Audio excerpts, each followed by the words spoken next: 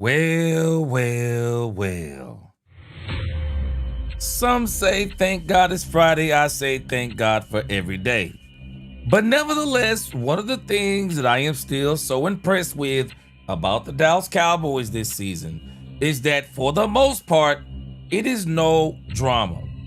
All the drama that I notice about the Dallas Cowboys is coming from outside of the Dallas Cowboys. Whether it be media, content creator, or fans, that stuff is all from the outside.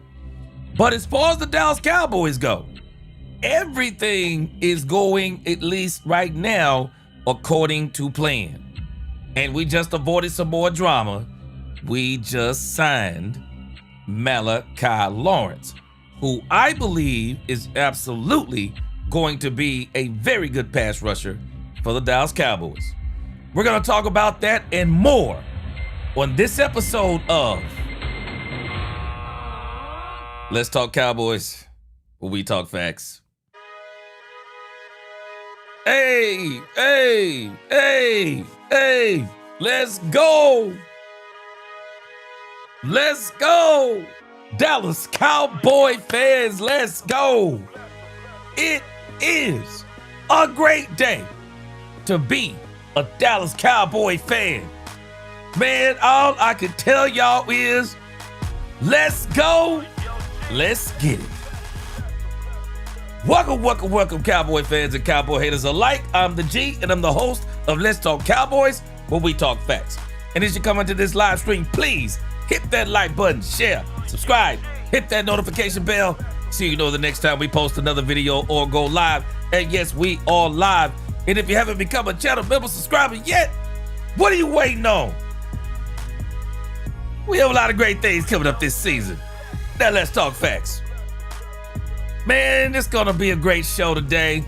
It's gonna be a great show. It's gonna be light, but it's gonna be a great show. Today, we'll talk a little bit about the signing of Malachi Lawrence. I am so glad that we finally got that out of the way. We're gonna talk a little bit about what Brian Schottenheimer said about Tyler Guyton. I think it's very unique what he said about Tyler Guyton. And I think we're gonna try to go back and listen to the part where he talked about Tyler Guyton, because I want to point out some things that I just posted a video about an hour ago, but I want to go over that also with y'all on live. We're gonna talk a little bit about the OTA action. I mean, it's not really a lot to talk about in OTAs. Might talk about 5 minutes about that, but it looks good. Everything I'm hearing is looking good out there. Then there is a chance. James Slater told us that Pickens will be here next week. But Clarence Hill posted something on his X account, and it's got me wondering, is there a conflict on the Cowboys calendar, or will the Cowboys excuse this? I mean, we're gonna see. Then we're gonna have a little short segment about the most expensive defenses in the NFL so that we can see where the Dallas Cowboys fall on that list. And then we're gonna dedicate the rest of the time and most of the time to the Dallas Cowboys OTA interviews that dropped yesterday. So it's gonna be an easy Friday. Malachi Lawrence, Tyler Guyton, OTA action, Pickens drama, expensive defenses, player interviews. Let's go. Hey. Wait a minute. I see somebody named Top Flight. Is that Top Flight Security from Friday? Let's go. What's up, Top Flight? All right, let's see who in this thing, man. I appreciate y'all rocking with me today. What is going on, Dominique? Yes, sir. Let's go. Big Moss Dog, what is going on? What is going on, Justin Durham? Yeah. Durham said, just watch that meeting. The new draft class is pretty good. I'm liking it. Jacob Jackson, what is going on? Let me see. Big Mouse Dog said he was listening to 92.3 The Fan in Cleveland. He said, man, I almost wrecked talking about the Browns was wanting. Boy, they better stop it. Boy, they better stop it, boy. What up, Liz? What up from the 903? What's going on? Cowboy Mike, what up? Dak Owens. He said, welcome to Let's Talk Cowboys and We Talk Facts. Come in, hit the like button. Let your opinion be heard and please keep the chat clean. What is going on, Brandy? As usual, she says, hey, my loves, what is going on? And it is none other than the Queen. What is going on, Queen? Good to see you. What is going on, Demetrius Noel? Good to see you. Brian Worley, what is going on? Thomas Goldring Jr., what is going on? Chris Dunaway, what's going on, Chris Dunaway? Walter Gallman, I have to agree with your best chat on YouTube. What up, C. Los? Salute. What up, Yogi C? What's going on? JCT said if this defense can be top 12 to 15, we can win it all for Dak. That's all we need, in my opinion, because Dak and those wide receivers are good. About as good of a trio as you can get. We still have 4. Let's go. Top flight. Top flight, what it do? Brandy, appreciate that super chat. There should be competition for right tackle too. It is. It is. As a matter of fact, I am going to come back to this whole issue about competition at right tackle, because I do believe there is competition at right tackle. What is going on, Gregory Davis? Good to see you. Sean Bristell, what is going on? Oddball JC. Freddie Morales, El Chuco in the crib. What up, El Chuco? Yes, sir, top flight. He said, security of the world, Craig. Yes, sir. What's up, top flight? Yo, Timmy Terry. Hey, it's so ironic. You top flight and you on here on a Friday. Let's do a top flight. Let's do it. Yes, sir. Let's do a top flight. All right, Timmy Terry. What is going on? Brady said, like the content, y'all G, you be bringing G, yes, bringing us content. Hey, appreciate you. Appreciate you. Yeah, still got problems blocking in the passing game. But he'll maul you in the run game. He will maul you in the run game. Appreciate y'all. Give yourselves a hand. Best chat on YouTube. Brandy, I do think that there is competition at the right tackle spot. And that competition is going to come from none other than the rookie. Let me see. His name, let me see. His name slipped my mind. What's his name? Drew Shelton. Drew Shelton. Yeah, Drew Shelton is going to compete with Steele. He's going to compete. What's going on, Lisa Worley? Aztec in the building. C. Lowe's, appreciate that super chat. Yes, sir. Appreciate that super chat. Ain't nothing but a G thing, baby. Yes. What up, Mo Eddie? What is going on? Yes, Brandy. Drew Shelton will be the competition for one steal. Now, let's talk about this whole thing that you just brought up, Brandy, about the right tackle. Let's come back to that in just a moment. So first, and I'm going to call it breaking news. Breaking news.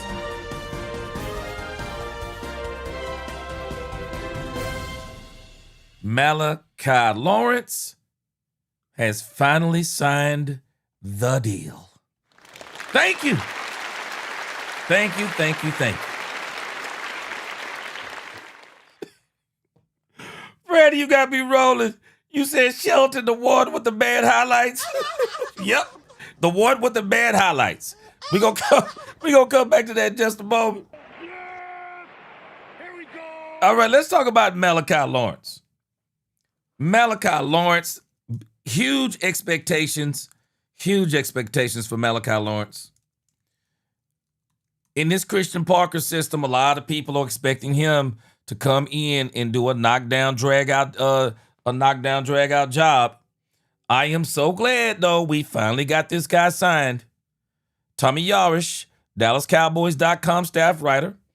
Cowboys first-round pick Malachi Lawrence has signed his 4-year, $20.2 million rookie deal with the Dallas Cowboys. Yeah, finally. Lawrence officially putting pen to paper. All 7 of the Cowboys 2026 draftees have been signed to their rookie contracts. Cowboys got that out of the way. It says back on May the 1st, the Cowboys signed first-round pick Caleb Downs, third-round pick Jay Sean Barham, fourth-round picks Drew Shelton, Devin Moore, left tackle Overton, and seventh round. Oh, I'm sorry, I forgot to mention what Brandy said. Fourth-round pick Drew Shelton with the bad tape. Fourth-round pick Drew Shelton with the bad tape. Devin Moore, LT Overton, and 7th-round pick Anthony Smith, along with their undrafted free agent class. It says now the focus can shift completely back to the football field, where the Cowboys will continue their 2026 OTAs on June the 8th. Again, the Cowboys continue to just focus on football, and this is what they... Man, I'm going to tell y'all something, and y'all tell me if y'all agree. And I'm gonna see if I can remember to ask this question throughout this stream today. Could this be what the Cowboys have been missing?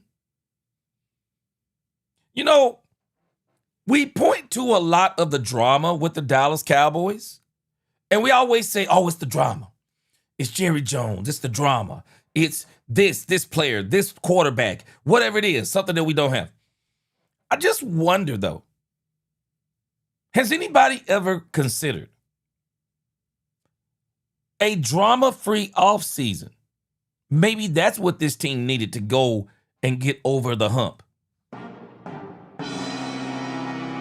Has anybody ever considered that? Let me tell y'all something. Y'all know, man, I'm gonna really take this. I'm gonna try to take this show to the next level here this year. But one thing about this, what we do here, it's not just about the Cowboys, if y'all noticed. I talk a lot about life. I talk a lot about life. I talk a lot about faith. Y'all talk with me about life. Y'all talk with me about faith. I just think sometimes people underestimate peace. I think people underestimate it. I think people around the Cowboys, because they are a part of that cloud around the Cowboys. A lot of people don't realize they're part of the cloud around the Cowboys. Now, we got some of us new content creators, and I haven't really listened to everybody, and I'm not knocking everybody. Don't get me wrong. This isn't a statement to knock everybody. I'm just saying this because I know this about myself, and I know this about one other content creator. But there's been a cloud around the Cowboys of drama, negativity, people who are always looking at the dark side of the Cowboys under the guise of keeping it real. We can admit the Cowboys' mistakes without being a part of that dark cloud. But then, and I don't know, I don't listen to everybody. But if you haven't noticed, and I'm sure a lot of you have, because my wife was saying this to me last night, and I was kind of pushing back a little bit, but I get what she was saying, because I'm one of these people in this content creation sphere that I'm all for the Cowboys. I'm all in on the Cowboys. In every situation, I'm all in. If you haven't noticed, I'm always about the glass half full. I'm always about not what the Cowboys are not doing, but what they are doing, what they can do better. I'm there because I'm telling y'all, do not ever discount peace. People discount peace. And when you get used to working in a chaotic environment, when that's just what you're used to, you become a part of that chaotic environment. You actually contribute to the chaos. You contribute to there being no peace. You contribute to the negativity. And so this is why I'm saying, and I was saying this before I even heard Emmitt Smith say it, the Cowboys need a boring offseason. They need a boring OTAs. They need a boring training camp. This team has been begging for boring because it's just too doggone Hollywood around here. Too much attention, too much noise, too much talking. And we are finally getting to a point to where there is peace in this franchise. And I'm absolutely loving it. I'm just loving it. And I just wonder when we think about this team and all the things that we say of why this team has failed over the last 31 years. Has anybody ever considered a lack of peace? Has there really been any peace in this franchise since they didn't bring Jimmy Johnson back? It's just been, it started. You think about Troy Aikman and how mad he was when they brought on Switzer and just so much just craziness in 1995. Even when they won the Super Bowl, a lot of nonsense and negativity and crazy stuff, and it's just carried on from there. And it's like now we finally get to a point.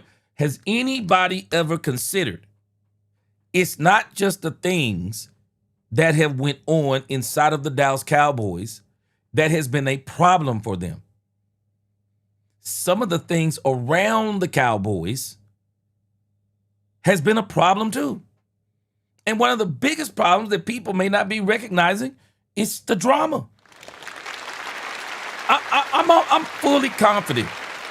I am fully confident that this team is going to be so much better. Not just because of Christian Parker, not just because of BT Jordan, not just because of a great free agency, not just because of a great draft. It's the peace they're enjoying. It's the peace. They're enjoying it. And I'm going to enjoy it too. This is why I'm not, I see, sometimes people try to take shots. I'm not even responding. I don't care what anyone says. I'm going to do what I do on my platform, and people do what they want to do on their platform. And I'm not going to tell anybody how to do anything. All I'm going to do is do me. And I'm enjoying everything I'm seeing from the Dallas Cowboys. And I am telling you, this stuff is going to pay dividends for this team because they are finally getting to focus on football only. Football only. I think the Dallas Cowboys may be the only team that I know of that hasn't been able to focus on football the way that they've needed to and wanted to. So I absolutely love what this team is enjoying right now. And that's why I'm glad. That's why I'm glad that Malachi Lawrence is signed.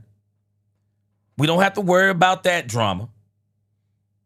Says through these 3 practices up to this point, Cowboys head coach Brian Schottenheimer is encouraged by Dallas's pass rush unit as a whole and specifically discussed Lawrence on Thursday. Malachi Lawrence is picking it up really, really quickly, and we're very excited about that, Schottenheimer said. For Schottenheimer, a team having a good pass rush usually comes from a strong overall unit and not always just having one dominant pass rusher. Now, I thought about something else today, too. Brandy said, Messy Boots. Messy Boots, Clarence Hill. Boy, you got me laughing. I want you to think about something else. What up, D Block? D Block in the building. What up, D Block? Lynn said no drama, he likes it. Lynn, think on this. A lot of people keep blaming Jerry Jones. For example, the Michael Parsons stuff. And even as we're dealing with the George Pickens situation, a lot of people just, as soon as it's something negative, it's Jerry. If it's something good, it's everybody else. But I am telling y'all, we better stop doubting that Brian Schottenheimer is actually calling some of these shots too. Has anybody ever thought that Brian Schottenheimer didn't want Micah Parsons? Because I have. Everything that Micah Parsons started doing around that contract time was not what Brian Schottenheimer wanted. Has anybody ever considered that? People discount that it could actually be Brian Schottenheimer telling Jerry Jones he want to see it one more year. It could actually be Brian Schottenheimer telling him that. But everybody discounts that. It could be Brian involved in this. Because it seems like to me that Brian Schottenheimer has his fingers on everything. He has his fingers on every single thing. And we act like that when it's something that we don't like, it's all Jerry. But I am telling y'all, y'all better recognize, I said this last year, Brian is a psychological demon. Brian Schottenheimer is a psychological demon. He knows how to play psychological warfare. I want you to look at this statement. It says Schottenheimer, a team having a good pass rush, and we heard him say this, usually comes from a strong overall unit and not always just having one dominant rusher. Who's been the one dominant rusher in Dallas?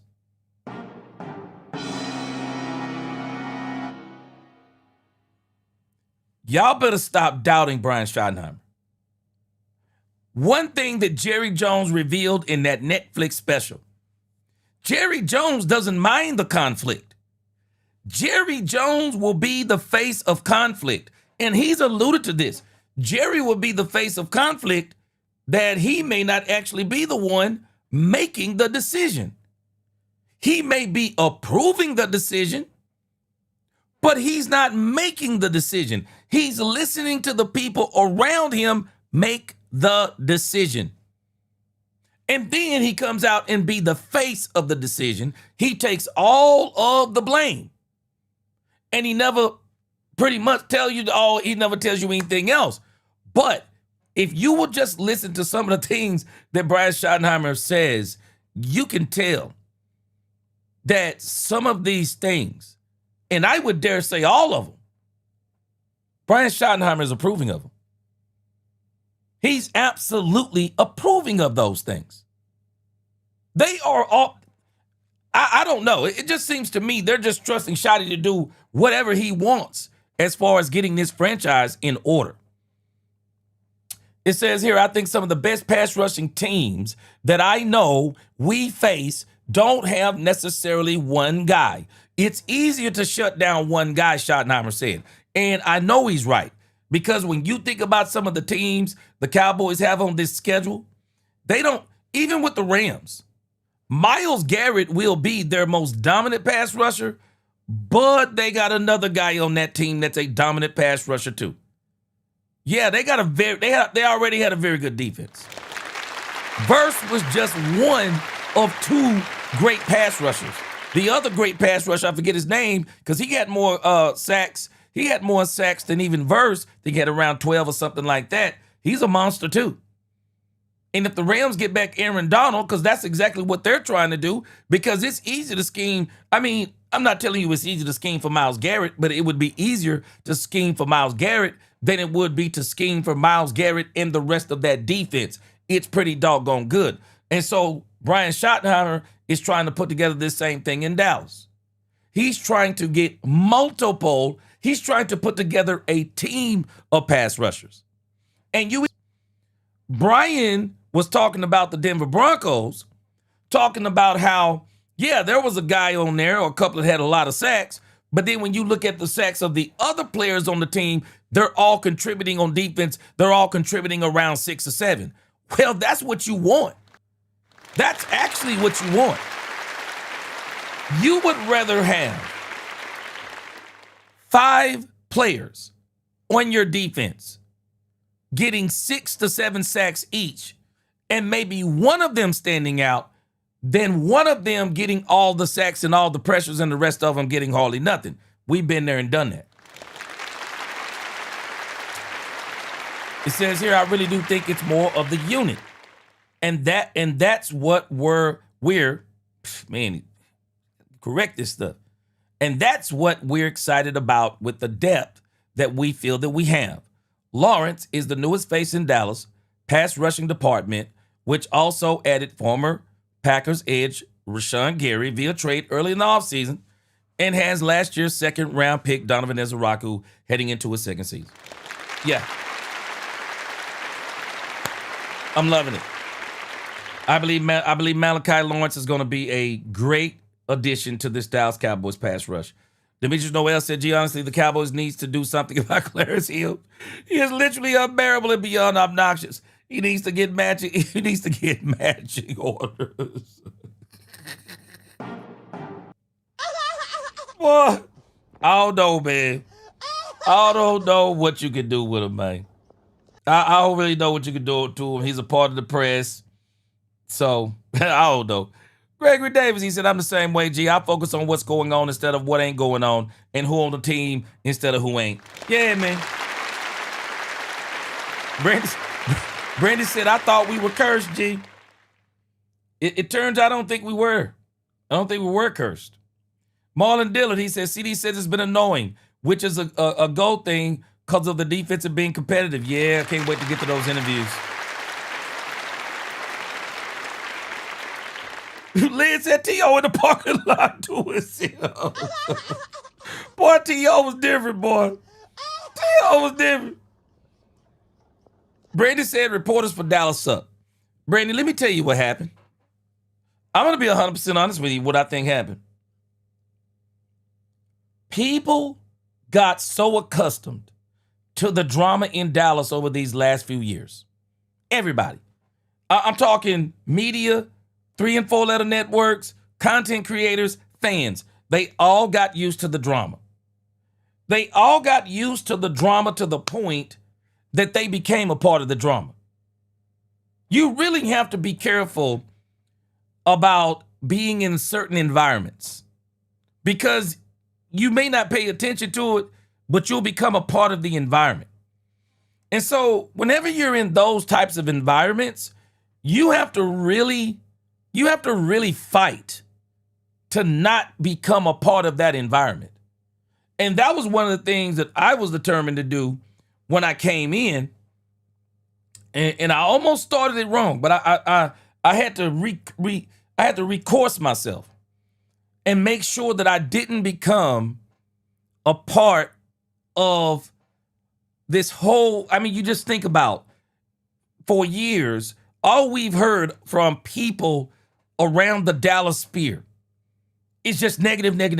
Everything what we're not doing, everything that, why we're going to be bad and why this and why this. This is pretty much all you heard. And I'm not saying that some of it was not warranted, but I also think that people have to be careful because they become what they hate. Because I notice I'll hear people or see people sometimes talk about the drama and then realize that they're not realizing they're a part of the drama because they cause a lot of drama. And so, it's just a breath of fresh air with everything that is going on with the Cowboys. And I'm excited about it. And I'm going to report on every opportunity that I get. I really like what the Cowboys are doing. I really do. What's up, Carl Williams? Good to see you. Top 10 defense loading, man. I hope you're right. Gregory Davis said in 2026, the Cowboys are moving different, starting with the front office down to the coaching staff, training staff, and the players. Shotty is doing what he said he was going to do. Shotty said he wanted to have the best culture in football. And I'll dare say he's getting there. Mark Davis, man. What's going on, Mark Davis? Mark Davis, man, I got in some crazy fragrances today, bro. Mark Davis, I don't know if you've heard of this fragrance called Blueberry Musk. Mark Davis, if you have not smelled Blueberry Musk, bro, you have got to smell this fragrance, man. You have got to smell. You got to get a hold of this fragrance. Mark, it only costs $29.99, man. I got it in today, bro. This stuff is banging, bro. Banging. Hope everything holds well. Walter Gallman, he said, this is exactly what we needed, a coach to come in and change the culture, drama-free and strive for greatness. Yes. And again, Walter, people are not hearing what I'm saying. And they're not hearing what I'm saying. Man, this dude is doing a great job of uniting this front office, this front office, Jerry Jones, the players, everybody. This is one of the most united times I can remember the Cowboys have been since Jimmy and Tom Landry. Brady said, I heard Caleb Downs is balling in OTAs. Can anyone confirm? I've heard the same thing. Dominique, he said he shares part in that, G. We're not going to keep excluding him from that. Not saying it's all his fault, but he shares the blame. Who are we talking about? Are we talking about Jerry? Well, of course Jerry shares a part in it. But that's the issue. It's all been a part of it. It's not just Jerry Jones, and that's the part that I'm hitting at. People don't realize it, but everybody's a part of it. Everybody who buys and been buying into it, they're a part of it. And the problem becomes because people are so used to it being one way that when it starts changing, they keep fighting against its changing. They don't want to acknowledge the change, Dominique. That's where I'm going. People don't want to acknowledge the change because they're so used to being a part of the drama. It isn't about just who is the drama. I'm just saying that everybody, because they're not paying attention, they become what they hate.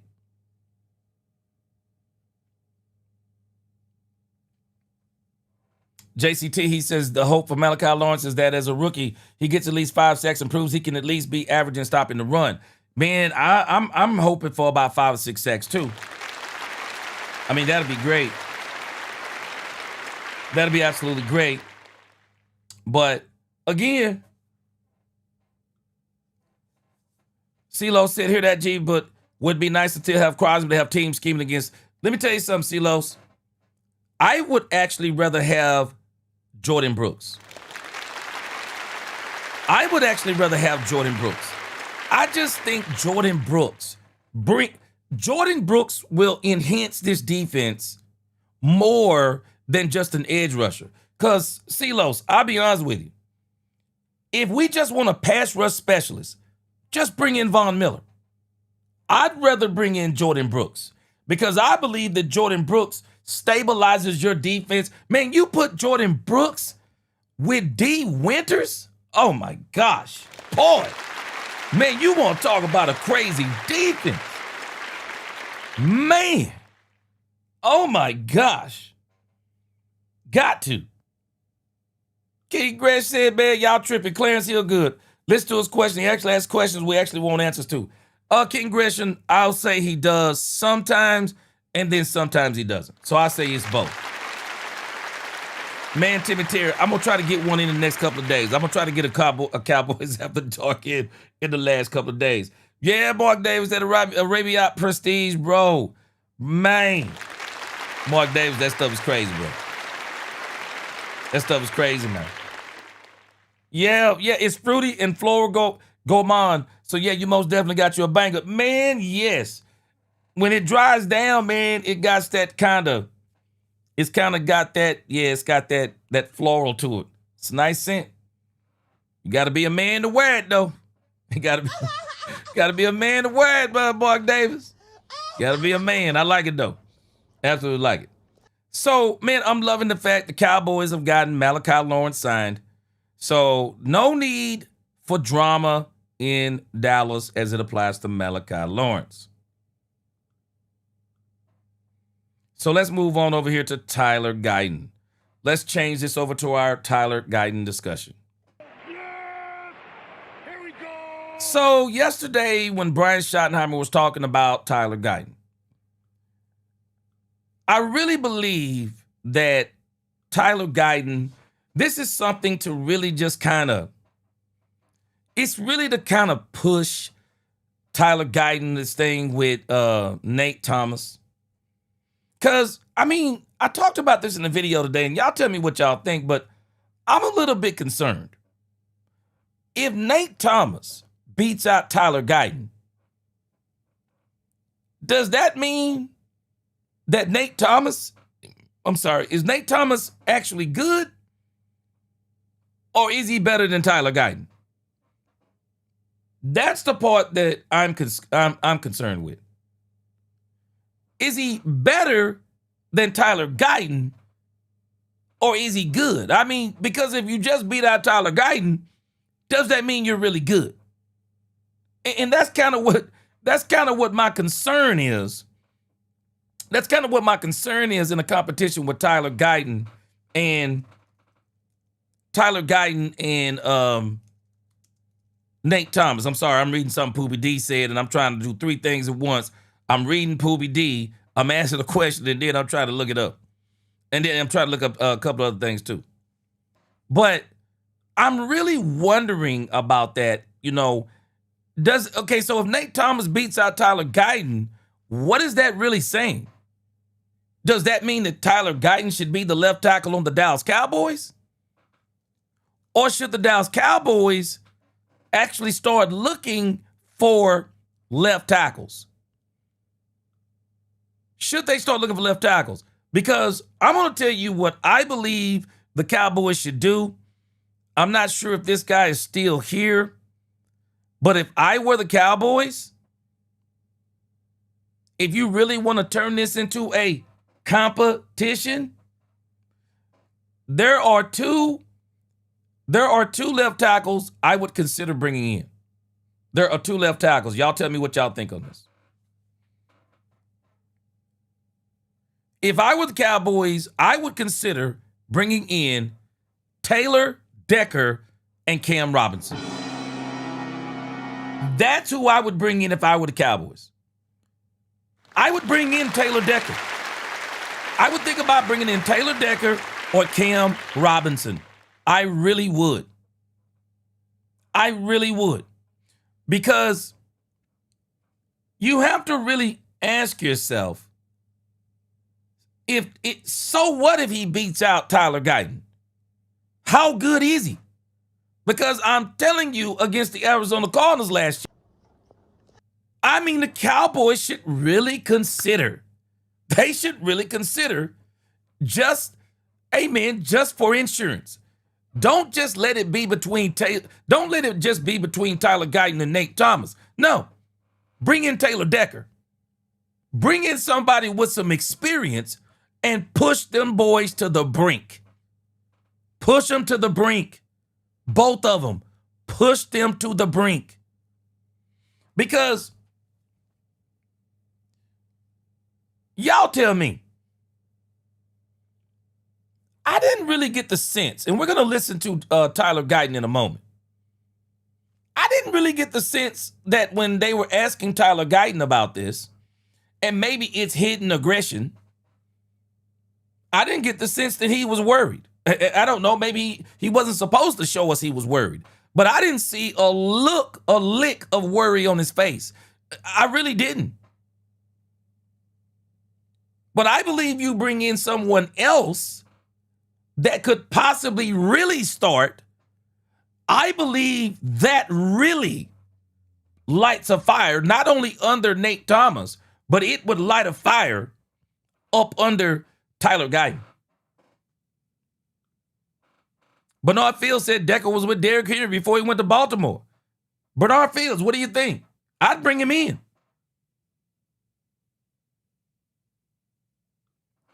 DeVar's Worley, you said you said he looked ready? Well, tell me, what would you do? I'd bring in Taylor Decker. I really would. Yeah, them KJs, he comes off kind of passive, doesn't he? I would really bring in Taylor Decker. I really would. If I could bring in Taylor Decker for a really good price, I'm sorry. I would bring him in even if I kept him as a backup. Who wouldn't want to have Taylor Decker as your backup left tackle? Come on, man. Come on. I would love to have Taylor Decker as the backup left tackle in Dallas. I absolutely would. Especially when you look at the history, and we're going to look at that in just a moment. Let me look up some.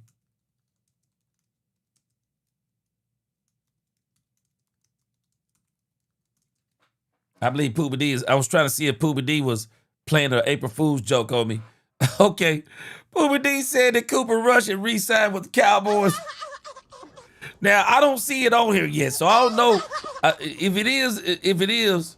It ain't up here yet. But I think Booby D came in here joking. Yeah.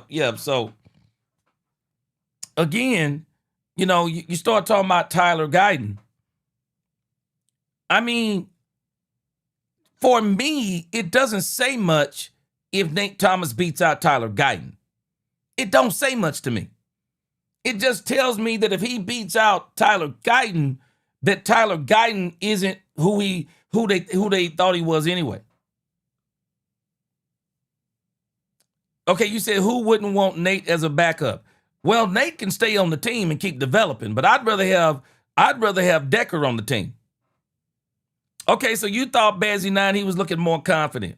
Well, I'll tell you this. Nate Thomas actually shouldn't beat out Guyton, because I'm telling you, we watched Guyton. We watched Nate Thomas some last year too. And Nate Thomas was getting smoked, man. He was getting smoked some too. I really think the Cowboys, when you're talking about Dak Prescott's age, what we have on the line, I really think the Dallas Cowboys need to stop gambling. I really think they need to stop gambling and go ahead and bring somebody in. Just bring somebody in. You don't have to. It don't mean that person has to start, but bring in somebody else to really push these guys. Really push them. Because I'm with you, Andre Johnson. I'm with you. That means we have a problem. I mean, I'm sorry. I'm very concerned if Nate Thomas beats out Tyler Guyton. I'm very concerned. I'm not looking at this like, yeah, man, Nate Thomas is a really good 7th-round draft pick. I'm looking at this like, wait a minute. If he beats out Tyler Guyton, I'm concerned that Nate Thomas ain't good enough to truly be the left tackle either. I'm sorry. I'm concerned. I hope Guyton is better this year. I really do. I hope he gets better. DeVar's Worley said Guyton a run block lineman, but we not throwing that many times. I think they are. I think they are going to be throwing DeVar's Worley. I think they are. And minimum, they'll be throwing about 25 times. Minimum. Michael Lee said, how would we know how good Guyton and Thomas? You know, if I'm reading you right, I'm really wondering too. I mean, man, I'm top flight. I think the same thing. I don't think Nate Thomas is going to beat out Tyler Guyton. But here's my issue, top flight. I think even Guyton don't think Thomas is going to beat him out. And some of this could be just chit chatter. I like what we're saying, as far as what they're saying for the Cowboys, but I'm really concerned that this might not actually be a legitimate competition, because if Guyton is who he's supposed to be, then this isn't any competition. Okay. So let me show you some stuff that I looked at today. And we're going to listen to Tyler Guyton in a moment. So when we think about Tyler Guyton's issues are not because, if you ask me, I don't think Tyler Guyton's issues are he's not a good left tackle per se. I don't think that's his issue. I believe his issue is he needs a lot of player development because he wasn't a left tackle to begin with. I think this is the part that no one is really talking about. They're not talking about this enough. And because he's such a good athlete, and this is what you'll notice. Let's listen to Brian Schottenheimer, as a matter of fact, in this segment. If you listen to Brian Schottenheimer, I don't think people are understanding what Brian Schottenheimer was doing. Brian Schottenheimer was talking about Tyler Guyton being a great athlete, but he was not talking about Tyler Guyton as in being a great left tackle. I want you to pay attention to what he's saying. And even when we listen, and then we're going to listen to Tyler Guyton. Even when I was listening to Tyler Guyton, I want y'all to key in what Tyler Guyton is saying about his own self. I'll point that out when we get there. Let's go back over here to Brian talking about Guyton. You're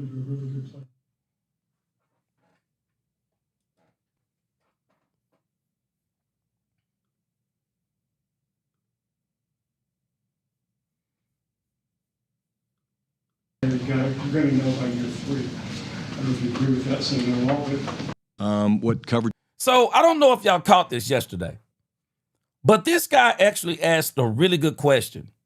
And I know he was aiming this question at Tyler Guyton in particular, because he was asking, like, by year 3, shouldn't you already know what a player is? He's, of course, talking about Tyler Guyton. Now, some people, I'm talking about player development. But I want y'all to think about this when we're talking about player development. Cooper Beebe, 3rd-round draft pick, came out of the package balling. Cooper Beebe is already one of the best centers in the league. Tyler Smith came out of the box balling. We took him out of the box, y'all. Took him out of the Amazon box. Tyler Smith came in balling. Tyler Booker, drafted him last year, 1st round. Took the saran wrap off of him.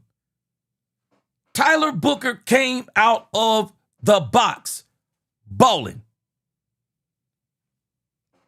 Tyler Guyton, even though he was the 29th overall pick in 2024, he didn't come out the box balling. Tyler Guyton did not come out of the box balling. He didn't. And I'm saying that to say the Cowboys drafted Tyler Guyton knowing they were going to have to develop him. And I don't know. You think about the coaching that they had at the time, 2024. That is, I'm trying to think of who the offensive line coach was at the time. But if I am not mistaken, even though some people say that offensive line coach was good, a lot of people were saying that offensive line coach was trash. And I think we wound up firing him. So, but when you look at those 3 linemen, they came out of the box balling, but Tyler Guyton didn't. And so I want you to think about how crazy this is. Left tackle is so vital to an offensive line. And I'm not blaming all of this on Tyler Guyton, because I believe the Cowboys drafted him with the full intention of player development. I just don't think you draft an athlete to be a left tackle. You got to find the best left tackle to be a left tackle. And I'm going to show you all of this by facts, because I'm not just making this up. I'm going to show you all this by facts. But listen to Brian Schottenheimer as he talks about Tyler Guyton, because I want to point out something else in this. Listen to this. It's going to. So it truly is, a full unit that has to be aligned, and that's what I see so far. Mac, Ingle, Fort Worth Star Telegram. I have 2 questions. I've heard coaches and front office people say in the past that if a player's going to turn into a really good player, you're going to know by year 3. I don't know if you agree with that saying at all, but if you did, where does Tyler Guyton sort of fit in that trajectory as he's developed? Yeah, I think I think it's different, to be honest with you. I think, usually you have a pretty good sense by year 3. But I was around Rich Gannon when he was a backup in Kansas City, year 6 or 7, been through Minnesota, different places. And next thing you know, the guy's playing in Super Bowls and winning MVPs. And each position's different. That's a quarterback.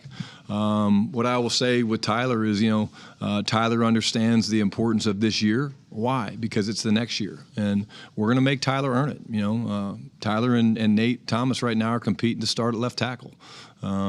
Why? Because we think that's going to get the best out of Tyler Guyton and the best out of Nate Thomas. And Tyler's biggest thing is the consistency has not been there. Very talented, maybe one of the most athletic.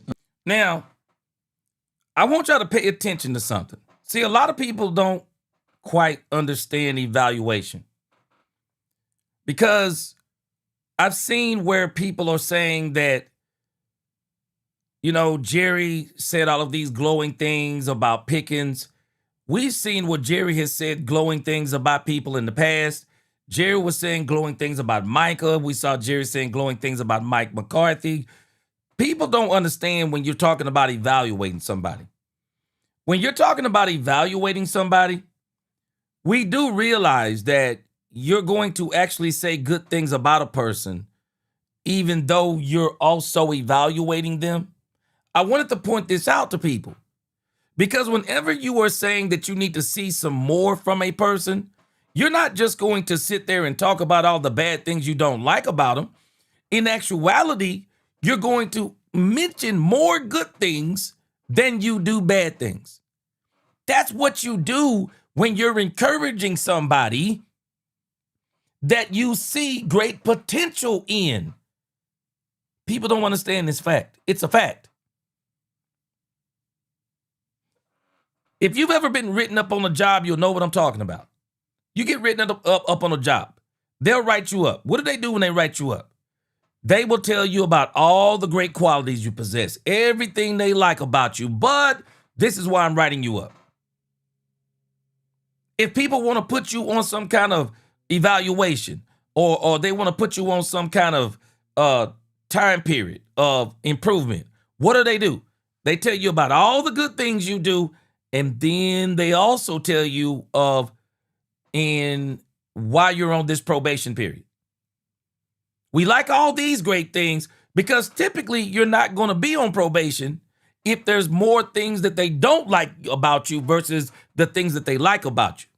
But if they like you and they believe you have the potential to be who they want you to be, when people evaluate you, it's all about the good things you do, and they'll say, and this is the thing that you have to improve on.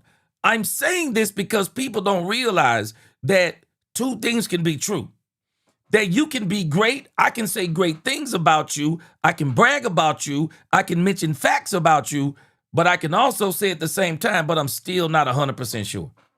People don't get this part. And this is exactly what Brian Schottenheimer is doing as he's talking about Tyler Guyton.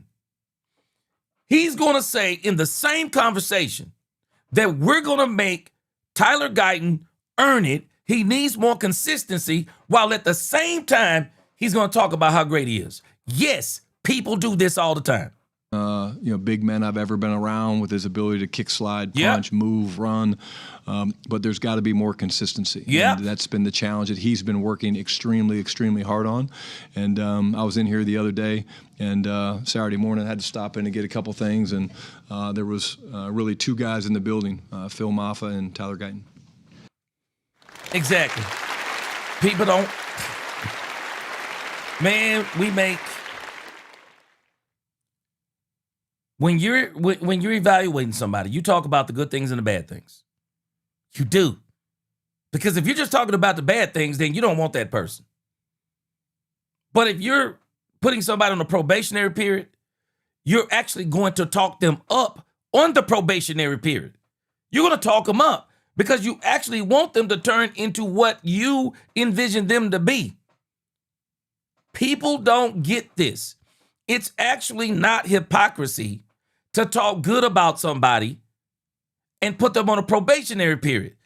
Because in actuality, it happens all the time. It happens all the time. Real estate vet, what is going on? He said, what I missed 200 degrees in Vegas today. Oh my gosh. Whoa. He said, I need the cool news I can use. Best show on YouTube. Appreciate you. Man. Boy, y'all got to have a different type of air conditioner up there, boy. Got to have a different type of air conditioner. Robert Dudley said, not just the athletic side, but mental fortitude, mental toughness, and heart you can't beat. Plus flexible and teachable. Those traits are priceless. And see, Robert Dudley, people don't understand, man. When you want someone to prove something or you put somebody on a probationary period, we don't realize this, but they're saying the same thing about Guyton. It's just not a lot of money involved. And in actuality, they're doing this to Guyton before the money actually get involved. They're basically saying, hey, bro, next year is going to be, it's probably a contract year. And they're saying to Guyton, like, bro, we need you to do good this year. Because if you don't do good this year, I'm telling you right now, if Guyton don't do it this year, there'll be a left tackle drafted next year. You can book it. There will be a left tackle drafted next year. You can book it if this doesn't improve. Now, I believe the Cowboys are believing in their minds that he's going to improve.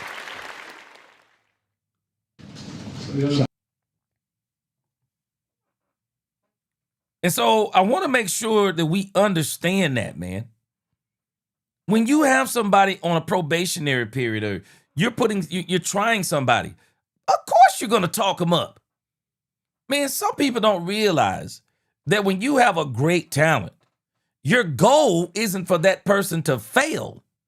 Your goal is for that person to succeed. Because let me tell y'all something. I've already told y'all this before, but God forbid that this happens. George Pickens, let's say, balls out again this year, and I believe that he is. And let's say next year the Cowboys decide that they don't want to keep George Pickens. Is it worth more for the Cowboys for George Pickens to ball out or for George Pickens to fail? The Cowboys want him to ball out. They want him to ball out because he'll be even more tradable if that was something they decided to do. Even though I don't think the Cowboys want to trade George Pickens, contrary to what people think. Last year with the high ankle. All right, so let's listen to Guyton here for a minute. We won't listen to we'll listen to the whole interview on Guyton. But just check out some of the stuff that Guyton is saying. Because I want you to catch something that Guyton said about himself that I caught today, and I was kind of like, wait a minute. Did Guyton just say what I think he said? Listen to this.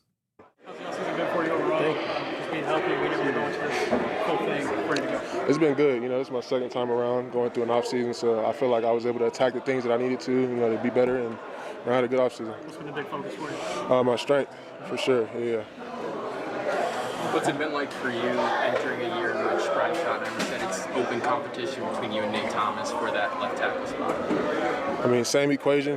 Come to work every day, try to get better, prepare myself for the next day. How much you getting? I saw after practice you and it looked like Terrence Steele and other linemen were doing stuff after practice. What do you guys work on in those moments, and how much does that help you? It helps a lot, bro. There's things that happen during the day, and maybe you might lose a rep, on one thing, and you can try to do it again. Especially with your guys that have saw it already, saw what happened. But today specifically, we had a regiment from Tyron. He really wanted us to get on the bands with the sandbags. What up, so football what fanatic? I think it helps a lot. Oliver Holmes, what's going on? You're working on consistency. Jabril, what's going on? A lot. What does that look like going into the season for you? I think consistency is it's like a whole thing. You can't just be consistent in one thing. It's a lifestyle. So, going to sleep on time has to be consistent. Or you're eating consistent. How you're training, how much work you're putting in. Everything has to be consistent. Your life has to revolve around consistency for you to, be able to put it out. Do you feel like a target? Someone gets a first-round pick, and now there's expectations for that. Now you're competing for your starting job. How do you approach this, and what do you need to do to make everything click? Yeah, same equation. Come to work every day and get better. There's obviously competition everywhere on the team. It's a football team, and everybody wants football. to play. So, friendly competition isn't bad. It brings the best out of people. Mm-hmm. But you don't feel like everybody's pointing at me. Not at all. Okay. How do you evaluate your first 2 years? Learning experience. I feel like coming into the league, I had a lot to learn, and I feel like I've learned some. I've gotten stronger. I've gotten better at football. I'm learning more techniques and things like that. So, it's just a learning process, and I'm going to continue to try to advance for this next season. Were you close to coming back at the Now, I thought about this after I made the video on this. But I want you to catch what he said. I'm going to play it back. Because I think this is actually the problem with Tyler Guyton. I don't think Tyler Guyton is a bad football player. But if you listen to Tyler Guyton, it's almost like he's not talking about himself like he's a left tackle. He's talking about himself as in, I had to learn some things. I came in this league and there was a lot I had to learn. And what I'm hearing is player development. That they basically got a guy who wasn't a left tackle, who's still trying to learn how to become a left tackle, if that makes sense. And this is why when I think about Tyler Guyton, because I don't think Tyler Guyton is a bad player. I just think Tyler Guyton is a player that's been put in the wrong position. You don't bring a guy into the league saying, I want you to be the left tackle for Dak Prescott. That is not what you do. You don't do this. In actuality, Tyler Guyton, if it was possible, the ideal situation is you get Tyler Guyton while you still have Tyron Smith. You get Tyler Guyton, and you in an ideal world, a player like Tyler Guyton, you actually want him to sit behind a player like a Tyron Smith for about 2 seasons. You literally want him behind Tyron Smith for 2 to 3 seasons. And then when Tyron Smith decides to retire, or you decide to let go of Tyron Smith, then Tyler Guyton is ready. But the Cowboys said, no, we're going to bring in Tyler Guyton, who we know is not a left tackle, who doesn't know how to play left tackle, who has a whole lot of things to learn. We're going to rely on our $260 or $50 million quarterback, and he's going to have to just get away, scramble, run. He's going to have to, fend for himself as we player develop Tyler Guyton, and now we've changed coaching staffs on Tyler Guyton. Do we see what I'm saying? Do we? Man, I'm not blaming Tyler Guyton. I don't think Tyler Guyton is necessarily a bad player. They got a right tackle, brought him in and said, we're gonna convert you to a left tackle. There's no way that was gonna take a year. There's no way it was going to take 1 year to turn Tyler Guyton into a left tackle. I would dare say no way, unless all things are perfect, even 2 years is pushing it, developing a player who isn't a left tackle into a left tackle. This is really one of the main issues with Tyler Guyton. I don't think it's the fact that he's sorry. I don't think it's the fact that he can't play. I think it's the fact that he's not a left tackle. And that's why, as I'm listening to him talk, I was blown away. Because I was like, he's not talking about himself like he's a left tackle. That's not how he's talking about himself. He's literally talking about himself like a person who's learning to play left tackle. Like, yeah, I had a lot of things to learn when I came into the league. Like what? Yeah, be a left tackle. Yeah, it's crazy. It's crazy. It's crazy when you think about what he just said in the grand scheme of things. I don't blame this on Guyton. No. Okay. How do you evaluate your first 2 years? Learning experience. I feel like coming into the league, like I had a lot to learn. He had a lot to learn. A lot of people have a lot to learn. But what they're not learning is how to play the position they got drafted into typically. They're not learning that. You're literally talking about you got to do 2 things that most people don't have to do. It's like bringing in a wide receiver and say, "Hey, you're gonna be the quarterback now." Wait, do what? Yeah, you're gonna be the quarterback now. Yeah, but I never played quarterback. Unlike some wide receivers, I never played quarterback in college. Well, you're gonna be the quarterback now. So now I gotta not only come into the league and play the game, I gotta come into the league and play the game at another position. Now, you can do this in some positions. You can go from corner to wide receiver to corner. You can do those things. But to go from right tackle to left tackle, I don't think people understand what that is. It would be one thing to go from right tackle in the pros to left tackle in the pros. But to go from right tackle in college to left tackle in the pros? Oh my gosh.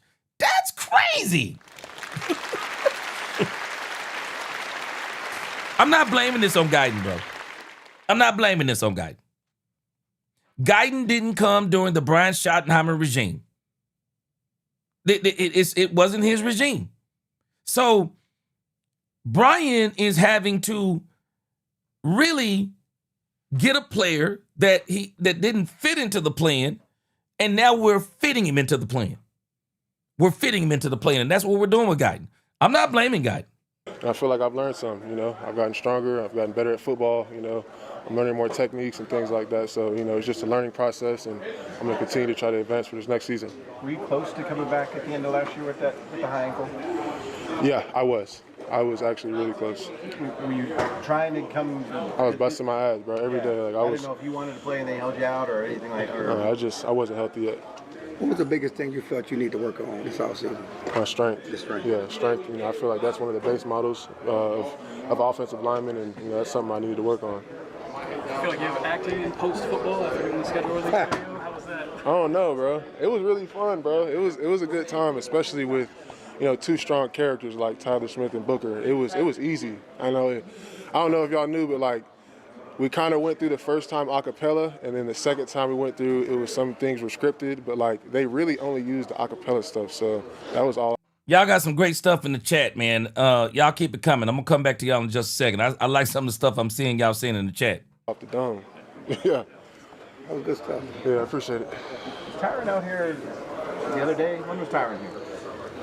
Has he been out here a bunch of times? Yeah, I mean, Gold Jacket shows up when he wants, bro. He's, Alumni day or the no, it's whatever day he wants. He was here today. You know, he left earlier. He wasn't at practice with us, but that's how he gave us, you know, the routine he wanted us to work on. What up, Marcus Monterio? He comes in whatever he wants. You know, he's been a big help for us as offensive lineman, and you know, his presence. Man, do y'all realize that Tyron Smith look like he can still play?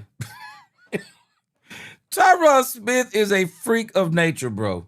In our room and, you know, on the field with us is incredible. You know, there's not really much that you can't learn from a guy like Tyron Smith. You know, he knows everything about football, especially, you know, the left tackle position specifically. One thing he told you, like, I don't think that way.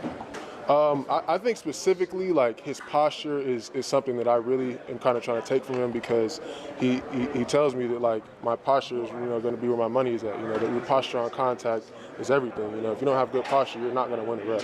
You know? Does that help when you have good posture? It helps your strength too? Absolutely, yeah. Like a rigid spine and, you know, get your hips down, all that shit is really good. Did he work with you all the time? You were talking about, you know, he might have been the best there ever was. Just shoving guys, you get down. Yeah. Does he give you that move, that technique? What's behind I mean, that's called a trap. He hasn't really specifically talked about doing traps. It's kind of more, you know, fundamentals and technique. It's not, you know, that's a little bit more advanced than, you know, what we're teaching right now. Maybe a little bit later or sometime during the summertime we'll get into that. Have you watched him before with that? Absolutely. Yeah. Did Of course. you admire it?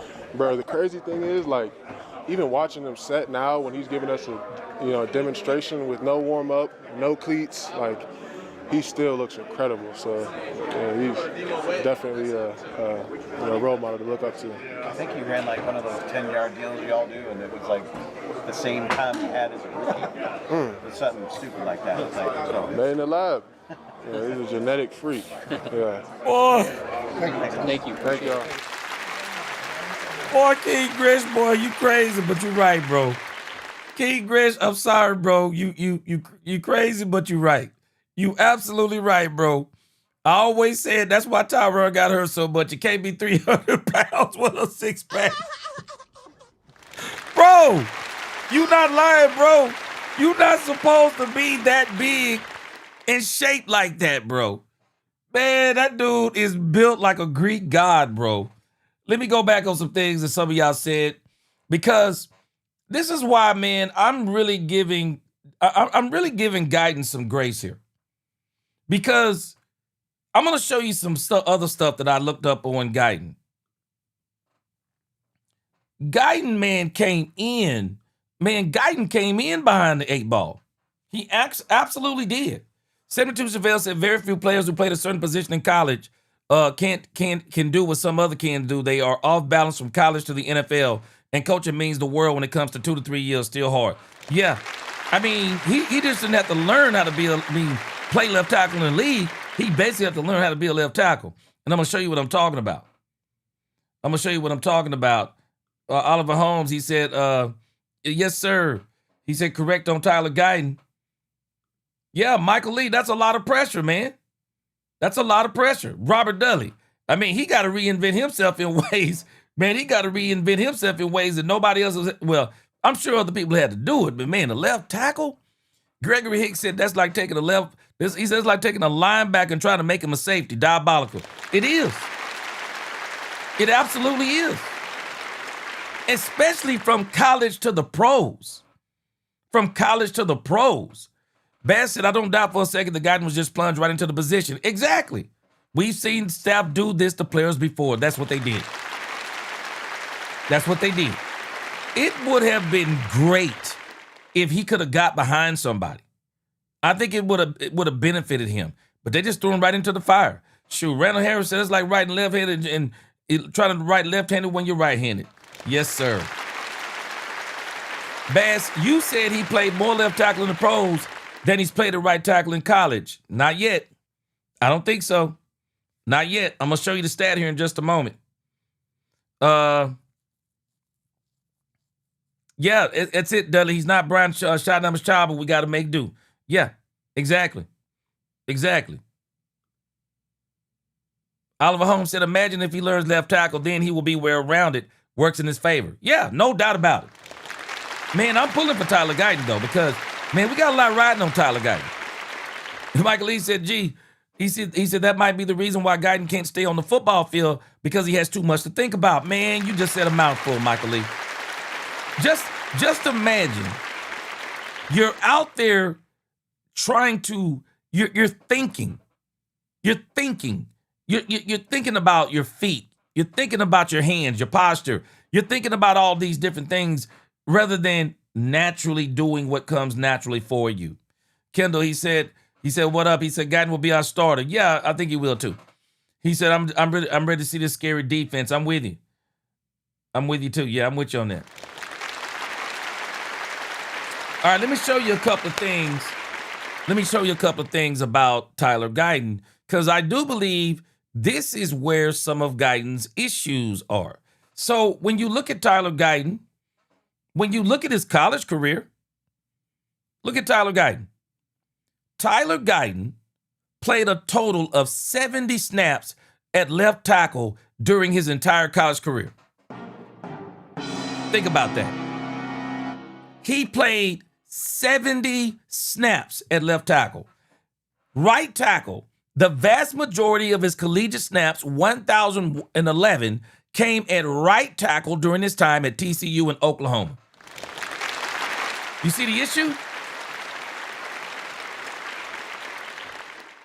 The Cowboys looked at his athleticism and they saw Tyron Smith, I believe, athletically. He played 29 career games between TCU and Oklahoma. Now, he's been in the pros for 2 years, right? So that means that there's been a possibility of 34 regular season games. So I'm sure he's played in a preseason game. But there's a possibility of 34 regular season games. And of the 34 regular season games, if I'm not mistaken, Tyler Guyton has only played in 25 of those games. Because when you look at how much he's played in the pros, through his first 2 seasons in the NFL, he's missed a total of 9 regular season games. And this is one of the biggest issues with Tyler Guyton. He can't stay on the field. That's where he's got to get his consistency. He's got to stay on the field.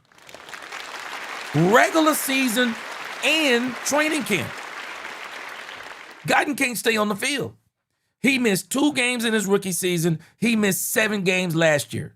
He got to stay on the field. This is what he's actually dealing with. He's got to stay on the field, y'all. Look at his injury history. This is a part of what has set him back. I mean, you think about it. He missed 9 games as a pro. That's almost a whole season as a college football player. That's half of a season as a professional football player. He can't stay on the field. You think about what happened to him in 2024.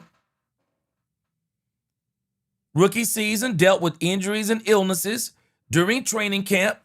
Y'all remember that? Lost weight, had to battle back. Then he comes into the season. He misses 2 games. Then he came into 2025. Y'all remember what happened in 2025? He got hurt in training camp last year. Y'all remember we got that scare in July? Everybody thought it was a torn ACL. It was a bone fracture. Required no surgery. Kept him out the remainder of camp. Then what happened? He got on the fast track, got right back on the field. But got a high ankle sprain in November. Didn't finish the season. Went out with a concussion, week 5 of the season. So when you look at a lot of things about Guyton, the biggest thing I see with him is that he needed a lot of player development. But unfortunately, in needing the player development, he wasn't on the field to get it. He's missed time in both training camps. We got to see what happens this training camp. He's got to stay on the field this training camp. He was off the field the rookie training camp. He was off the field last training camp. He's got to stay on the field. The biggest part of his consistency is he's got to find a way not to get injured. I don't think he's injury prone because they don't seem to all be related, but he's getting injured. He's getting injured. I mean, even down to having the flu. Things are keeping him off the field. And this is one of the reasons why I'm telling you, if I were the Cowboys, I would not be opposed to bringing in Taylor Decker. I just wouldn't. I'm pretty sure he wouldn't mind being a backup left tackle for the Dallas Cowboys and still get paid. I mean, why not? If I were the Cowboys, I would seriously consider it. Demetrius Noel said, gee, that was Mike McCarthy. Yeah, because of his play calling. And McCarthy lacked creativity in spite of the fact he won a Super Bowl. No doubt he had one of the best quarterbacks to ever play in history. Yeah, Gregory Hicks, he said facts. Renan said, when you're struggling with your brain first, you are more susceptible to injuries. The movements stop to flow naturally. Yeah, I get you. Yeah. Yeah, Robert Dudley, injuries will kill your contract talks. Not adjusting or lack of growth. And then attitude. Yeah, Bass, you said he got to fight through it. Problem is some of them things he couldn't fight through. I mean, his biggest issue is he can't stay on the field. And he needs the player development because the Cowboys full well knew that Tyler Guyton needed a lot of development. He just can't stay in. He just can't stay healthy. So I'm praying this year, if he can stay healthy, I think that'll be most of the battle for him this year. Because the more he can stay healthy, he needs the reps. He needs the reps. He needs to stay out there on the field and get better. Bass said, I think if Guyton can hang in, it behooved the Joneses to get Decker. Dak's got to stay upright. I would bring in Decker. I just would. I mean, Decker to me is somebody that makes everybody say, uh-oh. Tyler Guyton competing with Nate Thomas to me don't make anybody say, uh-oh. Michael Lee said he needs to have a claim it mindset and go out there and do it. Yeah, his biggest thing is going to be staying healthy. That's the issue with Tyler Guyton. I'm pulling for Tyler Guyton. It's important for Tyler Guyton to play well. We really need Tyler Guyton to come into his own this year. Tyler Guyton has got to stay on the field for the Dallas Cowboys. He has got to stay on the field because that's the biggest thing that's hampering him. You know, and that's why I say, you know, a lot of people, you know, they start running towards stats and things of those natures. No, stats aren't Tyler Guyton's problem. We've seen Tyler Guyton flash. We know what Tyler Guyton can be. But we've also seen him flash when he's just getting straight whiff on a block and almost get Dak Prescott murdered back there. Oliver Holmes said, I think both sides of the ball for the Cowboys are going to be insane. These players are going to feed off each other. Well, I can tell you this. One thing I know the Cowboys are going to continue to do, Oliver Holmes, They're going to continue to run between the tackles because that's where their strength is. BB, Smith, Booker. That's where their strength is. And it would probably behoove them to run to their right side because Terrence Steele is a great run blocker. He just suffers in the pass. And maybe if you're going to run to the left, maybe you put another tight end on that, put a tight end on that side, or you get a tight end to pull or something to that effect. But top flight, you hit it right on the head. Best ability is availability. That's it. There it is, Bass. Every time he takes a step forward, injuries took him off the turf. It's that. He can't stay on the field. He's got to find a way to stay on the field. Bazzy9 said, not sure if you saw the Rashan Gary interview, but the boy's going to be a dog. I had no idea. That's a full-grown man. I'm going to see if I can find it. All right. Let's check out some of this OTA action for the Dallas Cowboys. Don't really have a lot on it. And I'm going to be honest with you guys. I actually like what the Cowboys are doing. I actually like the fact that the Cowboys are not allowing the media into a lot of the OTA stuff. I actually like it. I really think this team last year when Brian came in, I mean, I can remember us discussing last year when Brian was giving a press conference before every OTA practice. I don't know if y'all remember that last year. Don't get me wrong. I appreciate the content. But Brian Schottenheimer was giving an interview before every single OTA. But this year, we've only gotten one so far. So I can actually appreciate that because I think that's another thing that helps this Dallas Cowboys team. I think it helps them to not have the cameras in their face all the time. I think it helps them. So I like what they're doing. I've heard they've instructed people not to be telling people where the players are lining up, even though it did leak from what I heard today. It did leak about one Ryan Flanoy. From what I heard in OTAs, they said that this dude, Ryan Flanoy, they said the Cowboys, man, we might see exactly what we've been wanting to see. Brian Schottenheimer may take this thing to a next level. They said that Ryan Flanoy was all over the field. They said the Cowboys are lining up Ryan Flanoy everywhere, outside, slot, in motion, you name it. They're using him all over the place. And get ready. I think the Cowboys wised up. I don't think they're listening to me, but I was saying this past season. I think one of the worst things the Cowboys did last year is they moved Kevontae Turpin to the third wide receiver spot. I thought it was the worst thing they did last year.